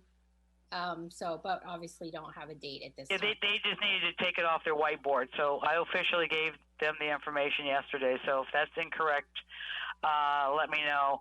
And John, you also mentioned something else that you wanted to But it was just the yard sale and the trash pickup, and I think if Samantha just referenced, are both hopefully just postponed and not canceled? Yeah, so we don't have a date yet, but we hope to postpone for later in the summer. Okay. So in case people were starting to pile up their either all those things they wanted to sell on the sidewalk or collect and have picked up, keep them inside for now. So that was included on our list of event cancellations, and it's reflected on our website and everything as well, just so you know, on our end. Thank you. And just as a FYI, we typically take our blue bins, usually go up to the Whitehall Lane facility, and all the recycling gets sorted. But because they can't maintain social distancing and they don't have the right procedures up there, we're now all the blue bins that get the contents get picked up, they're going down to Napa, which has a lot more robotics that they can use for the recycling. But those rates that they're charging are going up, so stay tuned as we work through a new contract with new rates coming in the future. That will be higher. Thank you.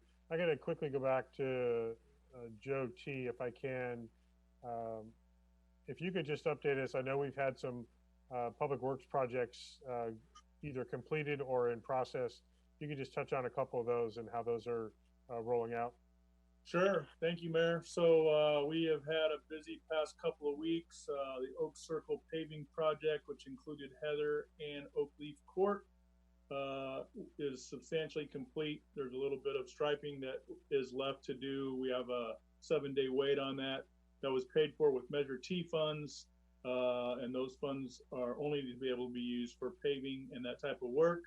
So we were happy to get that work accomplished during this time of the year. The contractor was available, so we proceeded with the work. We have the multi-use path from Fennell to Yount. We did about a half of that path last year. Contractors in the process right now of removing the asphalt portion of that, replace it with concrete. That should be finished by the end of next week. We have also done some slurrying of the parking lots, both at Community Center, Community Hall, and here at Town Hall. And here in the last few days, last week and the earlier part of this week, we're going to finish slurrying up the Vine Trail bike path, so that will all be freshened up and ready for use here by the weekend. So most of those projects will wrap up here by the end of this month or early next month, and we're happy to get them done and out of the way. Great. Thank you very much, Joe, for Thank you for the opportunity, Mayor. Councilmember Durham, do you have any reports?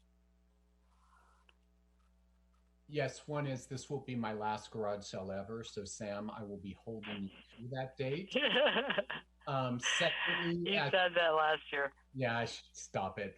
So also in reference to Joe's Yount Street path, if anybody would like to see the progress, they can stand on my front porch and watch them load the old asphalt into the trucks for about 5 hours at a time. You're more than welcome to join me in watching them.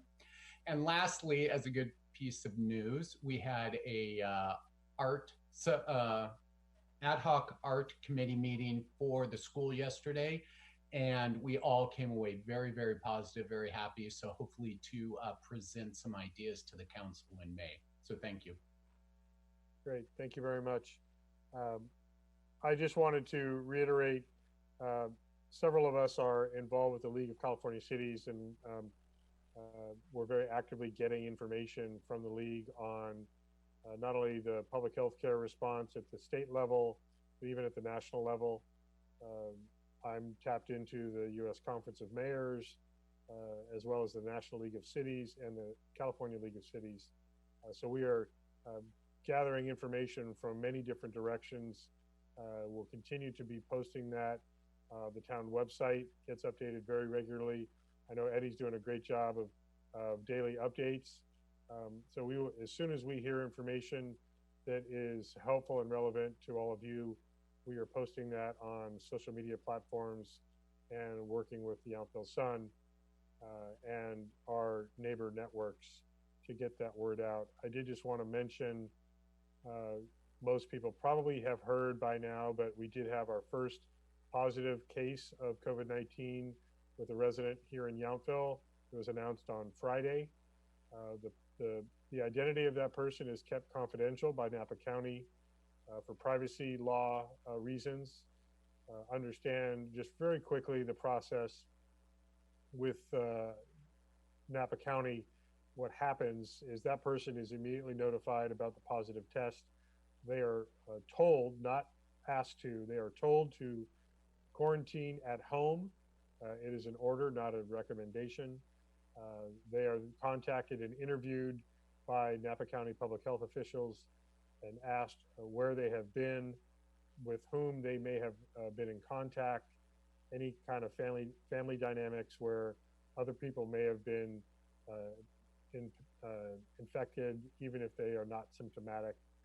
They are required to quarantine until all the symptoms are gone. If they get worse and need hospitalization, Napa County officials continue to monitor that and handle all of those details. So the person's privacy is held throughout. Councilmember Mueller? The Napa Register was reporting about 4 or 5 p.m. that we now have 2 cases. That was not on the county report as of 1:30 this afternoon. And I sent out a clarifying message. That's a mistake on the part. There was a discrepancy. The release that we currently have reports 1 case. The county is trying to better identify the areas of the unincorporated county, but I have clarified there is only 1 case based on the official reporting in Yountville. Okay, because I'm just looking at it, it says there are 2 between Yountville and St. Helena and 2 in Yountville. So, okay, thank you for that. There was a correction. There was a correction put out by Napa County after the initial report of multiple in the unincorporated area. Then they restated it. One of those, I believe, was in American Canyon. Still, as of this afternoon, Napa County reports only 1 in the town of Yountville. Okay, thanks. And just to finalize, we continue to have regular phone teleconference calls. Town manager and I are on every Monday, Wednesday, and Friday midday, and we get updates on data that's being collected on the number of tests, who has been in what areas of Napa County there have been positives, and other things like hospital capacity, the amount of testing that is coming online. There is news that's going to be released within the next day or 2 about a new testing process that will be coming to Napa County. Details are still being worked out, but there will be an additional testing capacity coming into the county. So look for that news from Napa County in the very near future, hopefully within just a day or 2. So I wanted to acknowledge that we are all paying very close attention to the impacts, not only to our residents personally, but to our business sector. We are already in multiple conversations. If you were listening earlier to the Chamber of Commerce, we are talking with them and our business leaders on a strategy to recover, and we're going to get more guidance hopefully tomorrow afternoon from the governor on how we might be able to restart the California economy and the Yountville economy in particular. So with that, I think that is all of the business we have for tonight. I thank everyone for their attention tonight, their patience as we keep working through these stay-home orders and the physical distancing requirements.